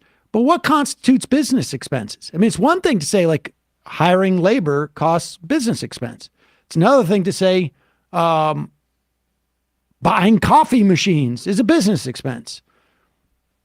Renting, storefronts, buying storefronts, repairing storefronts, business expense. Advertising, business expense. But Casey brings up the fact that like destruction of unions by a law firm whose job number one is to bust a union, that's a business expense. Why are taxpayers paying for that business expense? What's the value to society in busting that union at Starbucks? Starbucks is able to write off those costs as a run-of-the-mill business expense, meaning taxpayers are subsidizing union busting in the United States of America, including that of Starbucks. So, Mr. Schultz, I'd ask you, as a private citizen, in your personal capacity, do you believe that corporations should have the right to get a tax break, a taxpayer-provided subsidization, a tax break for union busting activities? Senator Casey, you said a number of things I'd like to respond to, but... Well, just answer that question first. No, I will. I mean, Starbucks Coffee Company is following the tax laws and the law that Congress... I didn't ask you about Starbucks. I asked you about your personal view. Yeah. Do you think that provision should stay as the law or should be changed? My personal view is we should follow the law that Congress has set up. Do you support that? I support the law. You support the provision that allows a company to hire union-busting firms and conduct other activity that interferes with the rights of workers to organize. I understand it's the law, but you're saying you support it. You would not support a change. Is that correct? I support the law, and I also take offense with you categorizing me or Starbucks as a union buster when that is not true. Well, look, you go... Did you hear the laughter in the room? Because those are all people trying to unionize their workplace and have gone through all of the union busting that Howard Schultz was... And he will not answer that question. He will not answer that question. I mean, the argument for giving a tax deduction to a business expense is that pursuit of business, society wants to encourage it. They want to encourage it because maybe it creates employees. It expands the GDP. But we know what union busting does. Union busting drives down wages for workers. Union busting keeps workers subservient to businesses. Society does not benefit as a whole because the shareholders get 25% more returns. Society as a whole is not benefiting because Howard Schultz has $3 billion instead of like $500 million. Now, society as a whole would benefit if 200,000 workers got raises, got better benefits, could rely on their hours, were treated better, because society does better when more people do better. But there's just not a single argument you could make that our society is better off because Howard Schultz is a multi-billionaire as opposed to just a multi-hundred millionaire. And I'm being generous with that. I'm giving him a couple $100 million.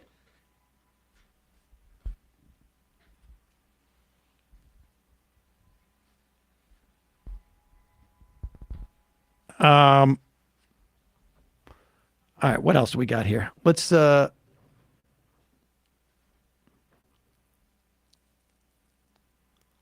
dente.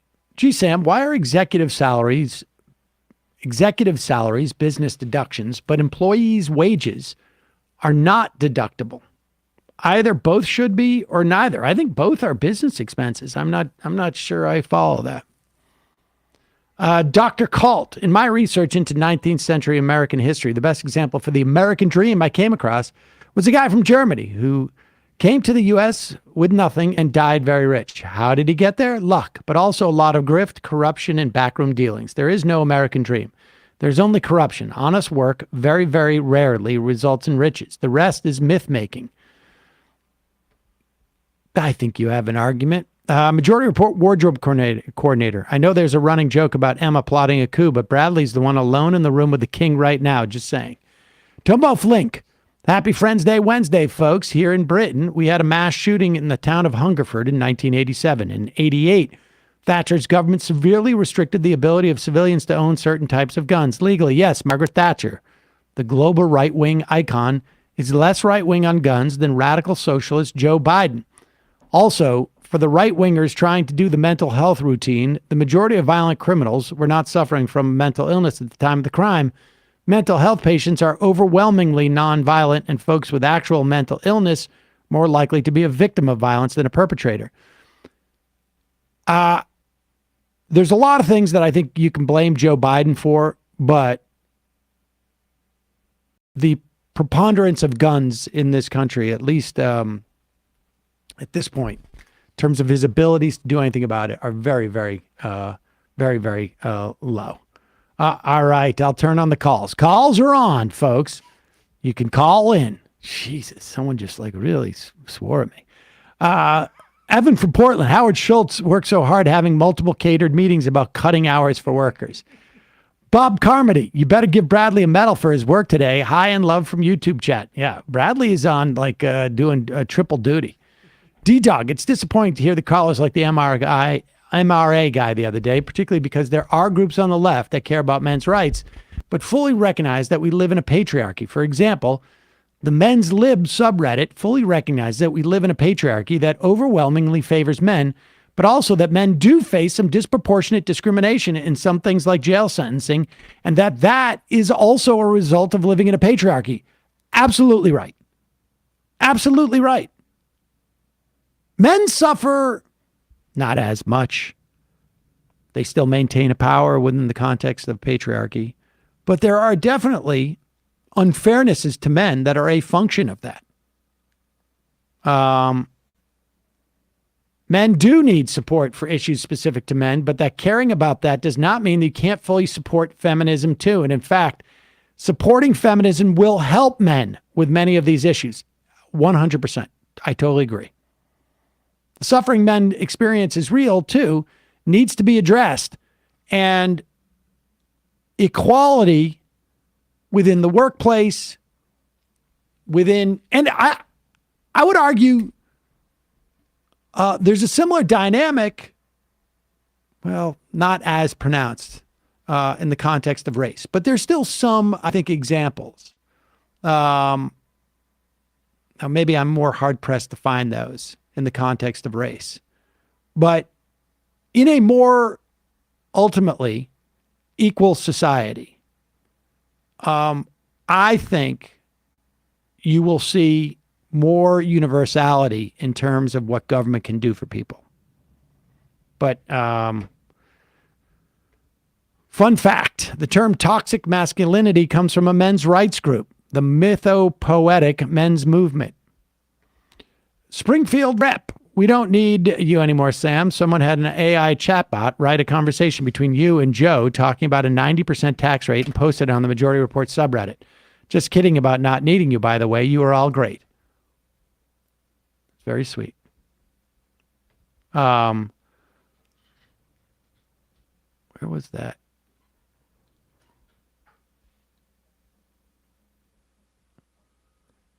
We'll get to the Rogan. All right, yeah. Okay.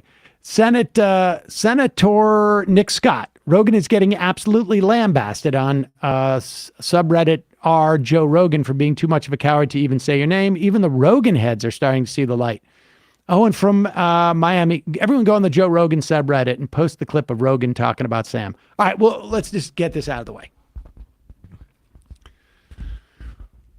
I went on to the Patrick Bet David show and made the argument that you asked me about taxation. And I made the argument, which I've made on this program many times over the years, that we should return to the tax rate that we had, at least the top marginal tax rate that we had back in, I think, starting in the late 40s into the 50s, well into the 60s. In the mid 60s, I think it was dropped a little bit. But it was 90 to 91% for approximately $450,000 at that time, which would be more or less the equivalent of $3 million. I don't need to haggle about 1 percentage point here or a couple of tens of thousands there. I'm willing to negotiate on some of those specifics. The idea being, with marginal rates, that when you get to $3 million, you've been taxed at the rate below. Let's say it's just 37%. I'm going to give you a break because it was actually a lot higher, as it was graduated much more back in those days. First $3 million up past whatever gets you into the 37% tax bracket. I think it's around 150. I'm not sure, but 150,000. But essentially, almost all of your money at that point, if you have $3 million, or let's say you have $5 million, $3 million taxed at a 37% rate. Above that, 90% rate. So if you make $5 million, you'll get like a 1.8 million of that goes to taxes. Now, why is this the case? Why do I want to do that? Well, I explained it to Patrick Bet David. Joe Rogan apparently gets his news from the Patrick Bet David show, I guess, it turns out. And he apparently has a problem with it, but for whatever reason, he's forgotten my name. That's okay.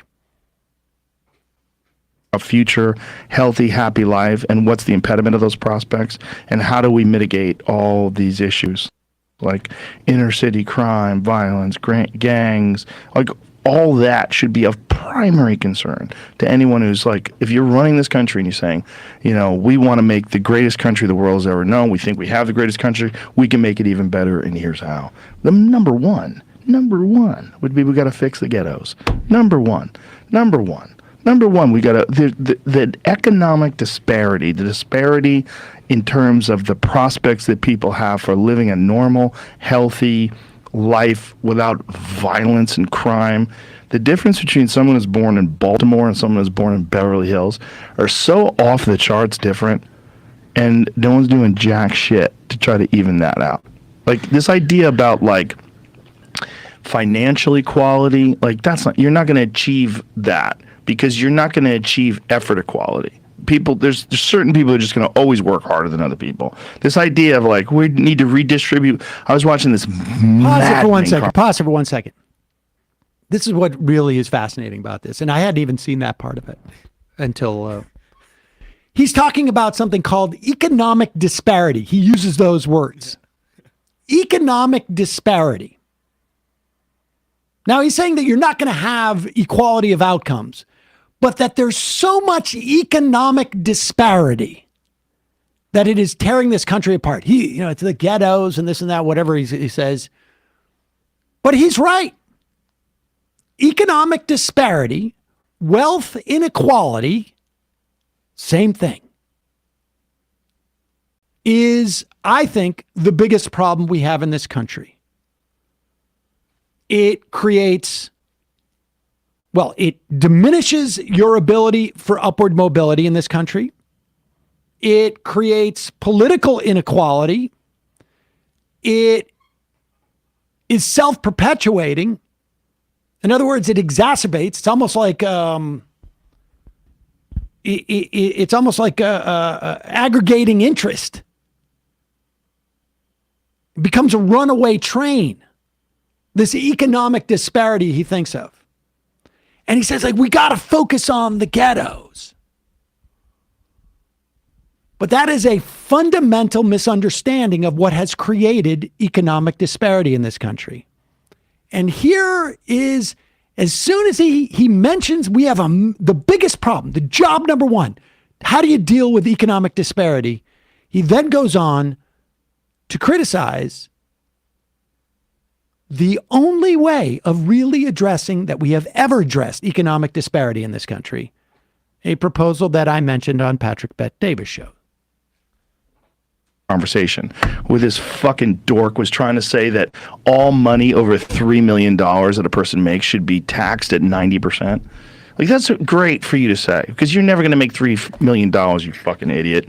But that's so stupid. The idea behind it is so stupid. The understanding of where that money goes is so stupid. The understanding of incentives. Well, what about fucking venture capital money? What about all the fucking money that you need to make an iPhone? Do you think anything's going to happen if you tax everybody over $3 million, 90%? No. And where's the money going, by the way? It's just going to some fucking magical fairy who's going to evenly distribute it to everybody else, and we're all going to live a great life? The fuck out of here. You're just going to empower the government to steal money. That's what you're going to do.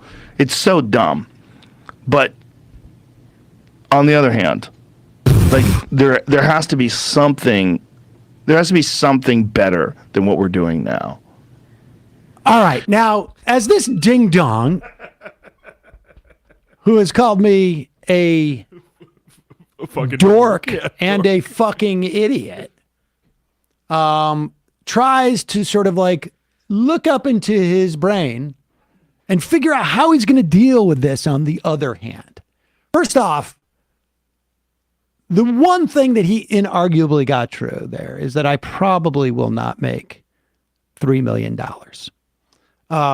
There's been a couple of years back in the day where I was close and adjusted for inflation, but not quite. But the idea that I need to make $3 million a year before I opine on tax policy is sort of a effed up situation in and of itself. I don't think that you need to be a multimillionaire to determine what the best tax rate for you is. As far as me being a dork, I've seen Joe Rogan throw a softball. I've played softball with that dude years and years ago. And unless he's gotten exceptionally better, and I would also probably guess we could say the same thing for basketball. You want to talk about a dork? Just because you got a lot of time to work out. You take, whatever it is that you take to build your muscle mass. I'm willing to go toe-to-toe there on the dork thing. Maybe a little bit more nerdy than you because I've actually read. But let's put up some statistics, shall we? First off, the tax rates. Go Google the historical tax rate of what was the top marginal tax rate in the 1950s? Just Google that. I think you'll get a Wikipedia thing. Just pop that up, just so that we can establish this has existed in the past. 91%, the top federal income tax rate was 91% in 1950 and 51. Between 54 and 59, in 1952 and 53, the top federal tax rate was 92%. Then I think it was during the Kennedy administration, the top marginal tax rate, again, the equivalent of every dollar over $3 million today, would be taxed at a 90% rate. That went down to 75% in the late 60s, stayed there until Ronald Reagan came in 1980, the omnibus tax bill in 1981. Now, I want you to put up some of the other graphs. Let's put up, it almost doesn't matter. They all appeal to this. Remember, the number one thing that Joe Rogan was talking about, the biggest problem, economic disparity. If you look at this graph, 1980, the red line is the top 1%. Every other line is more or less, every other sort of like cohort of earners in this country. The next 20%, the middle 60%, the bottom 20%. Do you see what's going on there? Starting in 1982, the income gains at the top dwarf those down below. Now, there's a whole host of other policies associated with why that might be the case. But one of the big ones was they no longer were taxed nearly at the same rate. And before any of you libertarian idiots want to tell me about the difference between marginal tax rates and effective tax rates, you go look up what the effective tax rates are. I would go back to the effective tax rates in a heartbeat from that period. Effective being after they do their deductions and their this and this and that. Double the rate it was today. Double the effective tax rate. Put up that other chart. Put up, again, income gains. And this is to 2018. I can assure you that 95th percentile is through the roof. And you can see where it starts to break right around the late 70s. Right around the late 70s. In 1980, you start to see it go down for the median and the bottom 20th percentile, and it shoots up on the 95th percentile. Do the other one. Do the top 1% versus the bottom 50%. You can see it really clear what's going on in this country. Look at what happens starting in 1981. The blue line, the bottom 50%, starts to precipitously go down. The red line goes up. And the share of the national income, by the time you get to 2016, and again, this has been like, I haven't seen it, but if they were to carry this graph out, it would be even worse, much worse. The bottom 50% goes from having about 20% of the national income share to about 13% of the national income share. The top 1% goes from having about 11% of the national income share to 21%. And that's in 2016. I can assure you in the past 7 years, it has gone like that. Like that. So, hey, ding dong. You want to talk about income inequality? You want to talk about the main reason for income inequality? Capital gains taxes, almost the advent of them, but really them putting on supercharge, where making money off of the existence of your existing money is taxed at a significantly lower rate than on wages. And just allowing people to accrue and hoard. That's what you're doing. You're hoarding money. I don't even care what the government does with it. They can go out and burn it. Still going to have positive impact. That you don't have an infinitesimally small. Do you know what $3 million a year, what that puts you in? You're not even the top 1%. You're the top like 0.001%. The idea of so few people having such control of money in this country. You know what that does to prices? You know what it does when someone's able to buy a $50 million house in your town? You know what it does when like you have people walking around with like, I'll buy this, I'll outbid that person, I'll bid, maybe I'll buy the so-called town square of the country. Maybe I'll stick a billion or two into the nation's education and drive it off a cliff. That's what that hoarding of money does. Yeah, I think your Sam Brownback and Bill and Melinda Gates examples were like the most, I think, he doesn't want to hear it. He doesn't want to hear it because the working class hero down there in Austin, in Texas, where he's gone to escape other taxes from other states, The working class hero. I'm an idiot because I don't understand where this money goes. And what did he say? How are you going to make a phone? Hey, ding dong. That's called a business expense. That's not personal income tax related whatsoever.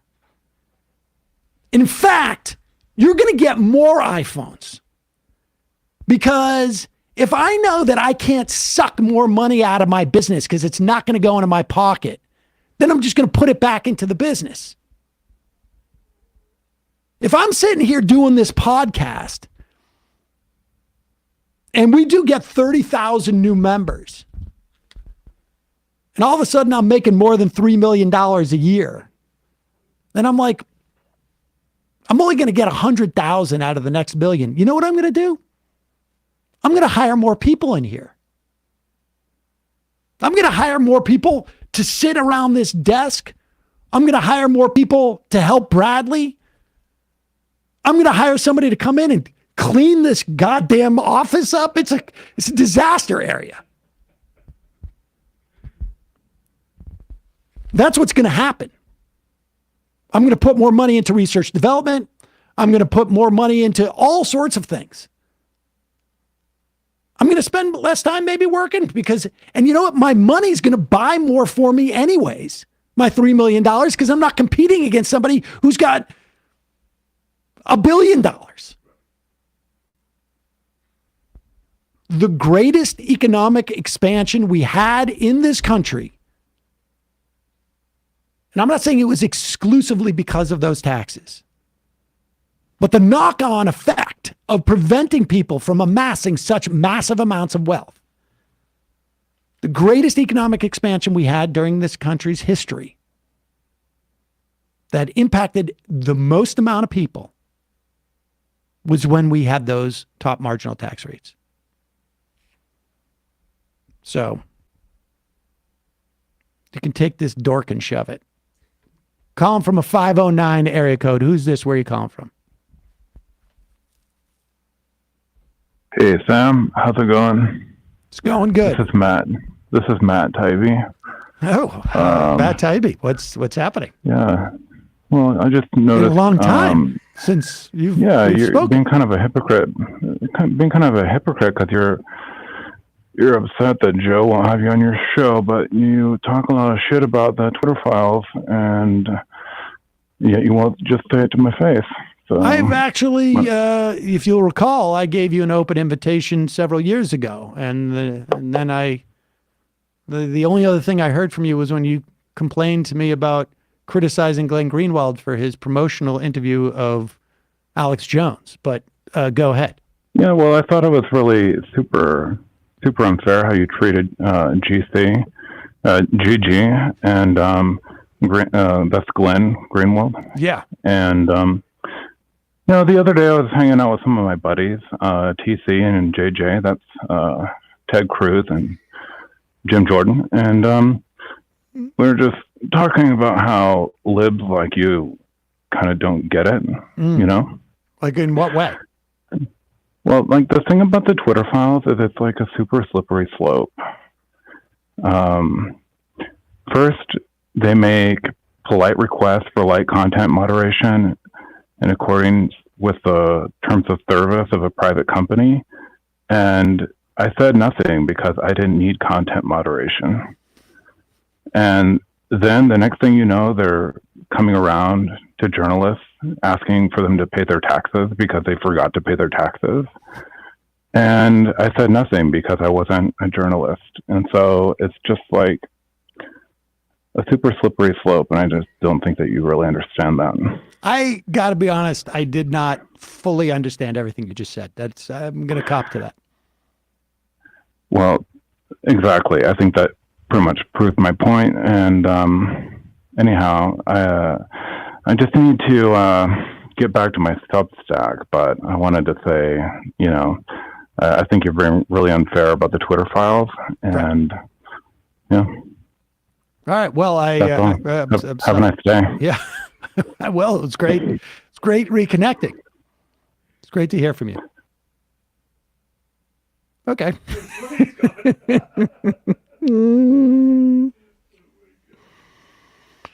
Oh, boy. Tom from Yakubia. Sam, being that the internet has Matt Leck's net worth at $1.5 million, if he doubled up his hustle, he'd be at $3 million. Under your plan, the deep state takes 90% of Matt's hustling after that. Is that justice? No, let me also clarify. If you make, I don't know, $3 million a year, you're going to accrue whatever it is after tax. Let's just say, I can't do the math off the top of my head, but like $1.7 million each year. And even if you get past $3 million, I'm not talking about a tax on wealth, although I do have a plan for that. But we only need to do that once. Because I think, like, over the course of like working, if you work for like 60 years and you make $3 million a year, okay, you get to whatever, $150 million. And even for Joe Rogan with his $100 million paycheck that he got or whatever it is, they could amateurize that out. I don't mind him signing a $100 million deal. It's just that it encourages him to get $3 million a year for 33 years.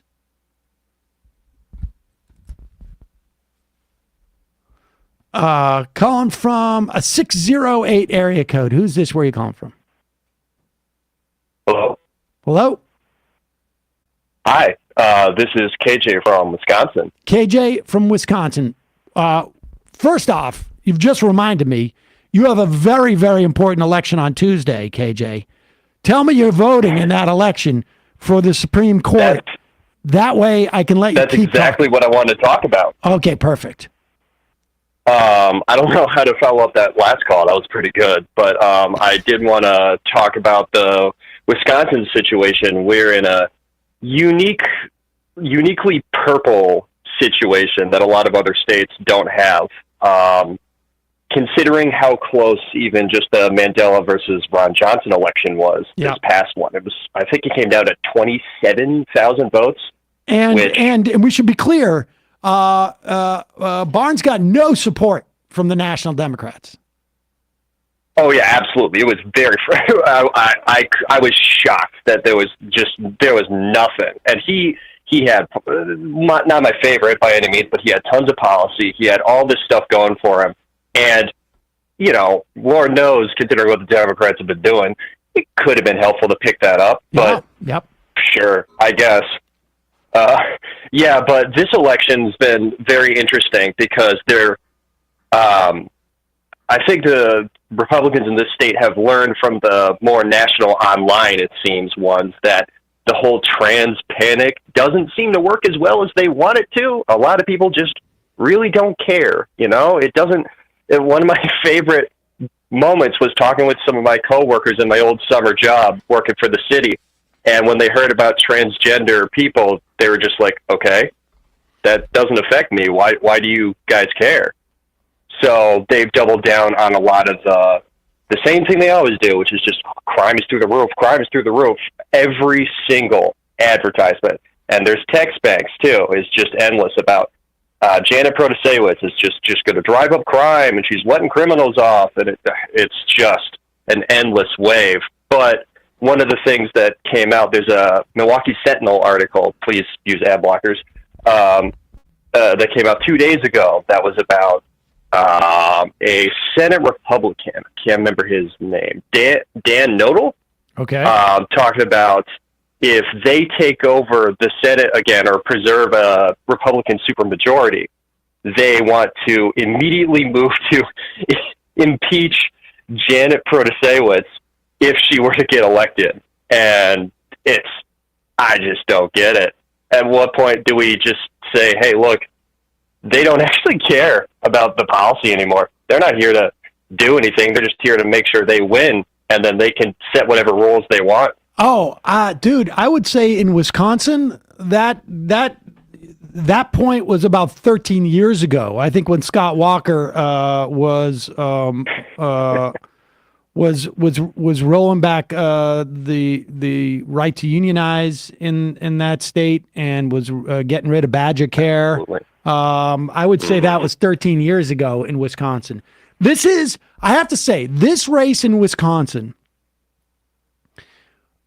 dollar for dollar, sort of like size for size, is perhaps one of the most important races that we could see around the country, including, even the Senate races, because we got a one, vote margin in the Senate.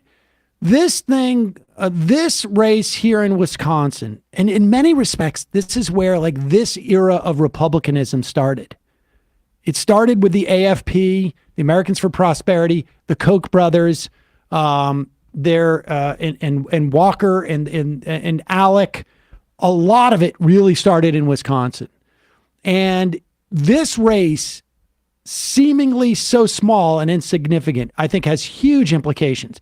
It has implications in terms of like, what the Republicans can do in terms of their gerrymanders in this state that has the greatest imbalance between votes cast and representation in the state house. Again, we've talked about this ad nauseum, where you can have 50-50 votes in terms of like Democrats, Republicans, and the Senate turns out to be like 60-40 Republican because of the gerrymandering. It has huge implications in terms of like voter disenfranchisement. And then it has huge implications for the presidential election. Wisconsin's one of those three states that are going to be constantly in play because of stuff like this. It's really, really big. It's really important. Yeah. Well, before I go, I just also want to mention the ballot measures about it too. I don't think they're binding, they're discussion based, but one of them is basically, should a women's right to bodily autonomy be upheld in the Senate, and that needs to be. Please vote yes. That is very important, considering the fact that was only removed and ruled upon less than a full year ago. Got to get in there, and it's huge. Appreciate the call. Oh, okay. Frank from Maine, while trans panic may be overplayed, do you think the backlash may be enough to depress Democratic turnouts for liberals? They don't need to change to R to F things up. No, I don't think so. I think it may bring out, the hardcore Republicans, but I think they're going to vote anyways. I think this is just like sort of, they're sick. They're just sick. They're religious fundamentalists. And some of this is just like not necessarily an electoral thing. Some of it is just like they're waging a holy war, and they have the means in which to do it, and they're going to do it. Calling from a 267 area code. Is this me? Yes, it's you. Who's this? Where are you calling from? I'm Asante. I'm from New Jersey. So just calling in to talk about everybody's favorite topic, AI art, and AI in general. You know what? Your phone is really, really bad. Can you hear me now? Oh yeah, much better now. Go ahead. Say what you said again. Who's this and where are you calling from? I'm Asante. I'm from New Jersey. Okay, and what's on your mind? AI art. Sorry, typical nervous caller here. All right, no worries. You're doing great. Go ahead. Okay, so first of all, I wanted to request that you guys potentially have this lady called Carla Ortiz onto your show. She's a pretty big kind of like anti-AI art advocate. She's like a really famous, really successful artist in her own right. And essentially, like, I feel like it's kind of been discussed a lot already, like the ethical problems with AI art. Basically, they scraped a lot of data from a lot of different people and violated a lot of basically implied rules around copyright that really haven't been hashed out. and really caught up to the technology that we have now. One interesting thing about it is that like a lot of, players in the art industry are kind of moving full steam ahead with it. So Shutterstock is a pretty big one. They have like an AI art generator now, and Adobe is in on the game as well. But it's interesting because these companies are trying to monetize these computer generated images, but according to the U.S. copyright law, like AI generated images are under the public domain. So it's kind of just very odd and very interesting to see, big companies moving into profiteer on this, even though it's still so legally in limbo. And I've talked for a pretty long time, so please feel free to interrupt. No, I mean, it's an interesting topic, and I think we'll go further into it. Carla is on our radar caller, so other IMers have referenced her in the past, so we will definitely reach out and see if we can get her on the show. Appreciate the call. It is, I mean, the problems that we're going to have in society because of AI, but not, and AI art is a big one. This is more just sort of exploitation of workers in many respects. Right, because then it can sort of obviate the need for like even having people do a drawing or an animation or without a doubt. With the product also, I imagine product quality sacrificing as well too. Right. 2F by Fire. Please give a shout out to Michaela Kavanaugh in Nebraska. They suspended rules in order to get her challenged to and anti-trans law to stop. I'm not sure. I think it's to get her her filibuster to stop, I guess. Calling from a 727 area code. Who's this? Where are you calling from? The free state of Florida. This is Bruce. Bruce from the free state of Florida. What's on your mind, Bruce? Well, I just, speaking of Matt Taibbi, he's always been like a very, kind of the darling of liberal, reporter. He's been on Amy Goodman many times, and he had this huge reputation, which I kind of think he and Glenn Greenwald are kind of the two sides of the same coin in that, he is always, if you put it into the perspective that, he takes kind of a Putin talking point line, on Ukraine, he complains that our aid to Ukraine is just, a bunch of political pork, with the Twitter files. These aren't Russian bots. These are liberals, all the bots. That's what he's uncovered. It's just like Glenn saying that, the Democrats are controlled by the CIA runs the party. My sense is that there's some similarities there without a doubt. I think that Glenn is frankly a lot more disingenuous. I think Matt may be sort of entering that territory, but I think with people, what can happen to people is, particularly if you are contrarian, and to be clear, Matt was also sort of a contrarian back in the early aughts as well. And he had a specific type of journalism.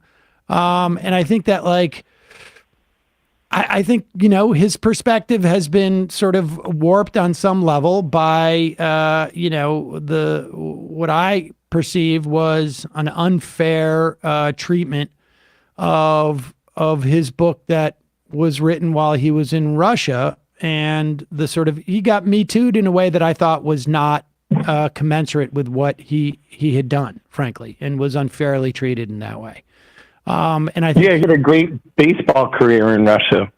Well, I don't know about his baseball career, but I'm saying that that I think he was unfairly treated with that, and I think it sort of broke his brain, to be honest with you.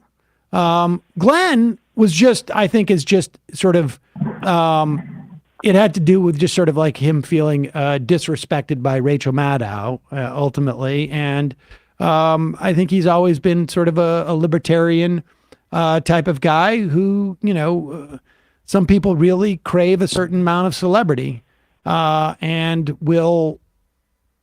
it will warp their perspective on things too. So, there's some similarity. I don't think these guys, I don't think Taibbi is a Russian agent. Let's put it that way. I don't know where Glenn gets his money. He gets it from a lot of different people. And I imagine much of it is from, sort of libertarian sources and business deals that he's made. I don't know where they get their money. But he's just following a path that's going to make him lucrative. And I think Taibbi is just following a path that makes him feel, feel better. But I just find it very interesting that he calls his podcast "Useful Idiots." Like, why would you pick why would you pick that as the topic of your? Well, I think that as honestly, the title of your podcast. Honestly, I think it is explained by my perspective. I think that he felt that he was effed over, and this is a way of sticking his finger in those people's eyes. Like that type of appropriation is exactly consistent in my mind with someone who is acting out of a personal grievance. And that's what I think is going on there. I just feel like he is kind of the origin of the Russia, and it's all Russiagate. He's basically... Glenn was. The same thing, Glenn was, and Glenn was, and I think Taibbi adopted it. But I appreciate the call. And can I say one thing about Alan Bragg? Sure. I think that it's kind of interesting that he has chosen this case to prosecute when he passed on the tax case that was a much stronger case, much more consequential. And he basically he had several people under him quit who had worked up that case because he wasn't acting on it and prosecuting it. And I think he didn't want to take the fire for, prosecuting Trump on that. And it's kind of ironic now that he's brought this much weaker case. That could also be pled down to a misdemeanor that I think he's taking a lot of heat. I think personally that I have a theory that I only talk about when I'm drunk on the show about why there may be cases that follow trails of money that are more difficult for prosecutors to pursue. But you got to wait for me to be drunk to talk about that again. Appreciate the call. Hey, Sam, it was great to hear from the guy from the 509 area code again. Good shtick as always, says Mickey. Wow, first Reagan sighting in months, says Fierce Deity. And he didn't even break character. What a master of his craft. Joe Rogan's scalp. I can't wait for the majority report to make $3 million, and either Sam forgets what Social Security is or Joe Manchin eliminates the filibuster to push 90% tax rates forward. It's one or the other. Will instantly happen at the 3 millionth dollar. Not an economist, but I hate it when people like Rogan complain about government trying to take my money. Where do they think dollars come from? The government redistributing isn't stealing. They were the sole distributor of the money in the first place. I couldn't agree more. I couldn't agree more. They're not his dollars. They're American dollars. But he keeps those dollars forever. No. You have a license to hold those dollars that is revocable on the terms by the issuer, in my estimation. The only reason why any one of his dollars has any value is because the American government will accept nothing else in taxes. They should convert it all to Bitcoin, all of it, and never convert it back to dollars. And you can just buy stuff with Bitcoin. He'll do okay for a little bit, maybe. That's what he should do. Until his wallet password gets changed. You can't actually. You gotta hope. Demian, Hassan watched your appearance on the PBD pod yesterday and had a lot to say. Bradley should farm it for Sam-related sound drops. But one of my favorite things he said was one of his chatters who said that 90% of the PBD podcast audience is currently experiencing the bottom tier of any random period scheme.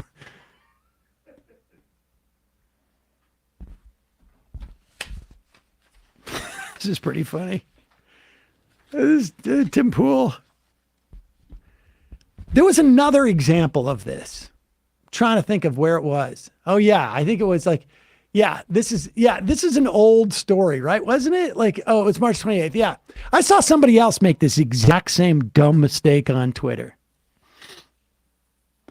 Disney will begin to fire 7,000 of its global staff this week, CEO Bob Iger announces, after share prices plunges 31% a year following a series of woke controversies, says the Daily Mail. Tim Pool is about to learn the lesson that he never seems to learn, which is you really should read a little bit further in, and maybe the Daily Mail is not necessarily the best place to get your news if you're trying to make some type of political point. You know, actually, wait. You know, let me just do this. I remember years ago, 15 years ago, maybe more, I used to listen to Rush Limbaugh quite a bit. And I was doing physical therapy because I had thrown out my back. And I got in, I listened to Limbaugh, and he is talking about, he starts to read a story. And he's going like, these crazy environmentalists, listen to this story. And he starts reading a story about the Swiss Alps. And there was a resort at the Swiss Alps that had put tin foil all over the mountain, or some type of like tin sheets, to reflect the sunlight because the glacier that they were skiing on was melting. And he's going, you know, the environmentalists, they're these batty, you know, tree huggers. And he does that as he's reading the news piece. And then at one point he goes like, and environmentalists are complaining that this is an incredibly destructive move by the resort ownership. And he realizes that it's not environmentalists who are putting the tin up there. It is the owners of the ski resort that are dealing with climate change and are going to crazy lengths to do it. And environmentalists are saying, you shouldn't do this because, I don't know, it was having problems with the water flow or whatever it was. And he quickly goes to break. And then the story just goes away. And you know that he either read parts that weren't yellowed out by his employees, or he hadn't read the whole story. That's what happens to Tim Pool here. Smashing through. Steven Crowder getting 2 million hits per night on Rumble. And I'm just like, this is going good. We are doing it. We are building up while they are burning down. Disney, I got a solution for you. Cut the woke garbage. Get back to American traditional values, meritocracy, individuality, personal responsibility, and community all together. And it may seem paradoxical, individuality with community. No. It's because we respect the individual's rights, but also the importance of working together with shared moral foundations. Start restoring that. And maybe you wouldn't have to lay people off, because they specifically point out woke controversy. Here's the story. The cuts come out of the company reported profits of $23.51 billion, which exceeded analysts' expectations. So, I mean, look, that's still good for them. Whoops.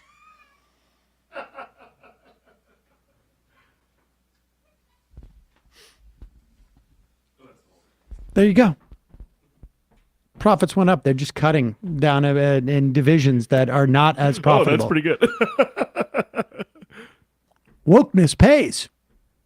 Yeah, I guess this wokeness is exceeding expectations in the market for Disney.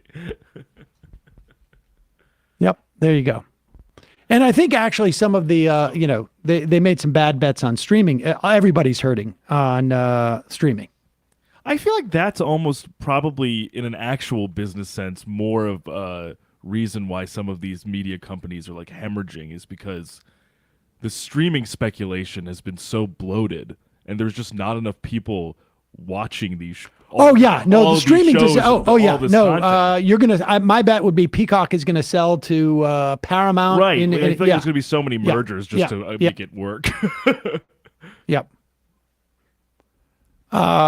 Disney's earnings are expected to fall 30% from a year ago, despite higher revenue. That means that people are buying more Disney products. It's just that they have completely screwed up in their management. That is not a woke problem. People are not punishing Disney because they're woke.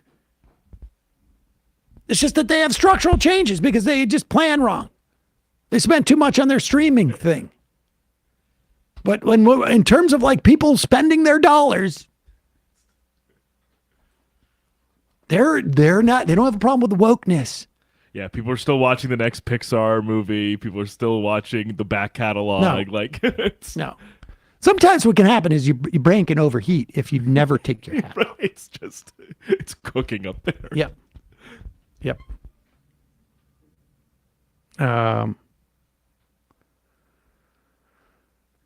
Calling from a 978 area code. Oh, geez. This is the final caller of the day. Oh, boy. I got to start doing a 5-hour show. Calling from a 978 area code. Now I know why all those streamers. That's why like Hassan does 18 hours a day or whatever he's doing. 978. Who's this? Where are you calling from? 978? 978? We may have to go with somebody else. You better get here quick. Hello, is this me? Yes, it's you. You made it. Hey, this is Christian from Massachusetts. Christian from Massachusetts. Where in Massachusetts, Christian? Oh, little town, Billerica, Massachusetts. Billerica! In Billerica. Okay. Yeah. What's on your mind? Calling with a little bit of some good labor news in the past month or so. Not sure if you heard, the Woburn Teachers Association had a strike at the beginning of February. I don't think I did hear that. The Woburn? Yes. Okay. So it lasted for about 5 days. The strike was started because in 2021, was when the last contract was signed, and teachers got a total of a 1% increase, as I believe what the number was for their pay.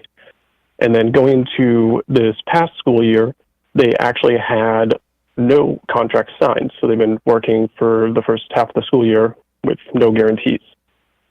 And the city of Woburn basically just sat on their ass until the deadline came when the teachers were threatening a strike. And that time passed. So for the entire week, from the 1st to the 5th, Woburn schools were just completely shut down all week. And the strike did actually succeed. The teachers it's about 550 educators plus, I don't know if the paraprofessionals are included in that, just as it's 550 members of the Woburn Teachers Association. Great. But ultimately, the strike was a success. The teachers are going to get, it's a 13.5% raise over 4 years.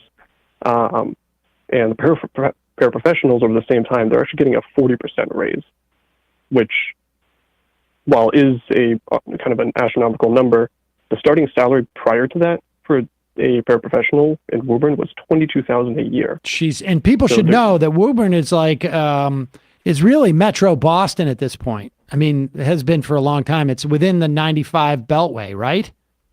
Yeah, absolutely. For the most part, if I remember correctly. And yeah, there's a little bit that crosses over to like the north side of that, but it might as well be the whole thing. Yeah, and I don't know. I mean, I haven't been in that area in years, but I see what's happening in Worcester. So if housing has gone up in Worcester, I imagine it's gone up in Woburn without a doubt. Well, that's absolutely. Good news. I got to go, but I appreciate the call. Yeah, no problem. Thank you. Go Sox. All right. Appreciate that. All right, folks. That is the end of our call-in portion of the program. Nathan Coyote says, "Bah, we got to get a Fitchburg call-in someday." Sorry, I wish I could take more phone calls.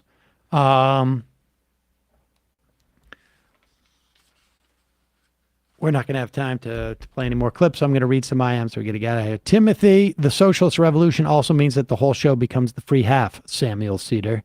Schnookmaster69, what's the username of your official TikTok? It is Majority Report FM. Yeah. Majority Report FM. Brett from Tampa. I think what any fair-minded person should take away from this hearing is that Bernie just isn't risking the imagination of a new kind of possibility enough. Yep. Let's see. Professional dumpster fire. PSA, anyone wanting to share clips of MR on other platforms outside of YouTube, you will want to do it natively in that platform. Does MR post clips on Facebook? It does. We do. Native Facebook videos will perform better on Facebook-owned apps than hyperlinks to YouTube clips. Hooray, platform lock-in. Yes, I believe we're all over the place. Didn't Eisenhower explicitly say that a 91% income tax will force investors to reinvest profits into the business to get more out of their money, like their golden boy, Republican President Dwight D. Eisenhower?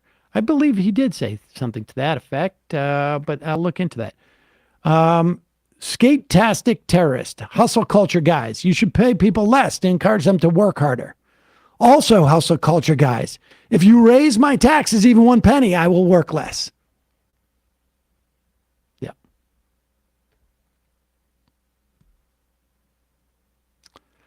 Brennan from Kentucky. Sam, you are a nerd. How can you say someone is afraid to debate you when you haven't even hosted Fear Factor? Senator Rick Scott. Oh, you already asked. Went to that one. Sam's garbled syntax. Not to trigger you, Sam, but this is the last time I'll mention it. But concentric is not a word. It's concentric. Yeah. I don't care. Sorry, not sorry.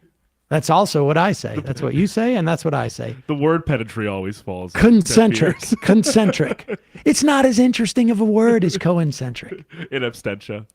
Yeah. Daliban. Why do these guys always avoid saying Sam's name? Although the dork part made me laugh. I know it's a little Massachusettsy, I think. Rave Dubin. Why don't we stop talking about a high income tax and start calling it a low tax on all net assets? That would really depose the wealthy. Conservative-minded virus. I'm on the edge of my seat watching Rogan barrel towards his very stupid point like he's on rails. Chicago letter carry on. Rogan, the bonehead who doesn't even do research before spouting out of the mouth, says the poor are lazy. Craig from Iowa. No calls today? That was an earlier one. Tater Tot.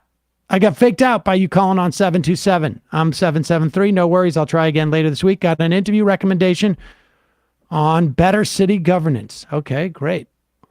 I'm into that. Kowalski from Nebraska. The technology on the iPhone was developed by the military-industrial complex using government subsidies and government laboratories. In fact, today, computer sharing technology is likely the most complex technology in existence, which was developed for the F-35, and the civilian applications are going to generate trillions in the years to come for the revenue of many companies. Rogan is just wrong on VCs because the real R&D is done mostly by the USA, France, Japan, and the UK governments are joint ventures. Yes, and again, the idea that they're going to do less R&D because they're making less profits it just doesn't make sense. If they have that money, they're going to plug it into stuff. Then yes, you're right. A lot of that is done by the government anyways.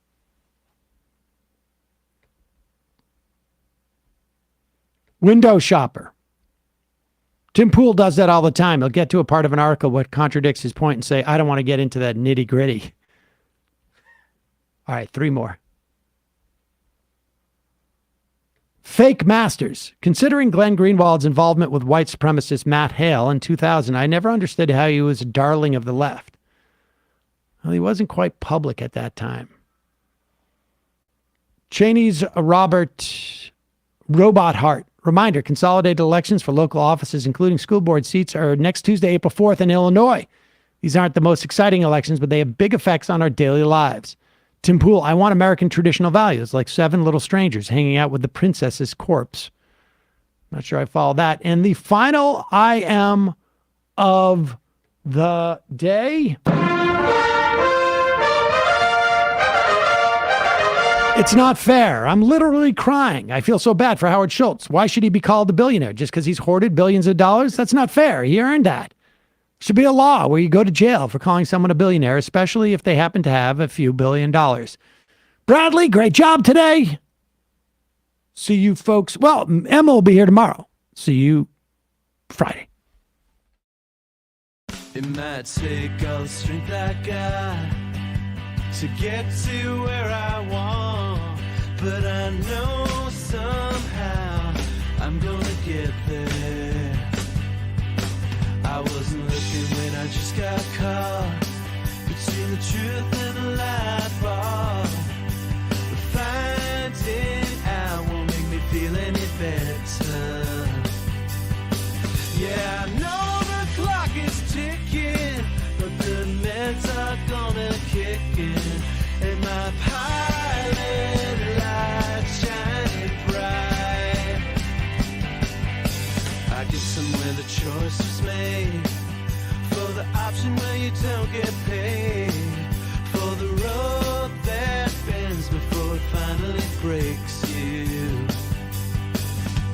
I guess somehow I lost my drive between the 101 and the 5. Do you know how far the detour takes you? Yeah, I know the clock is ticking, but the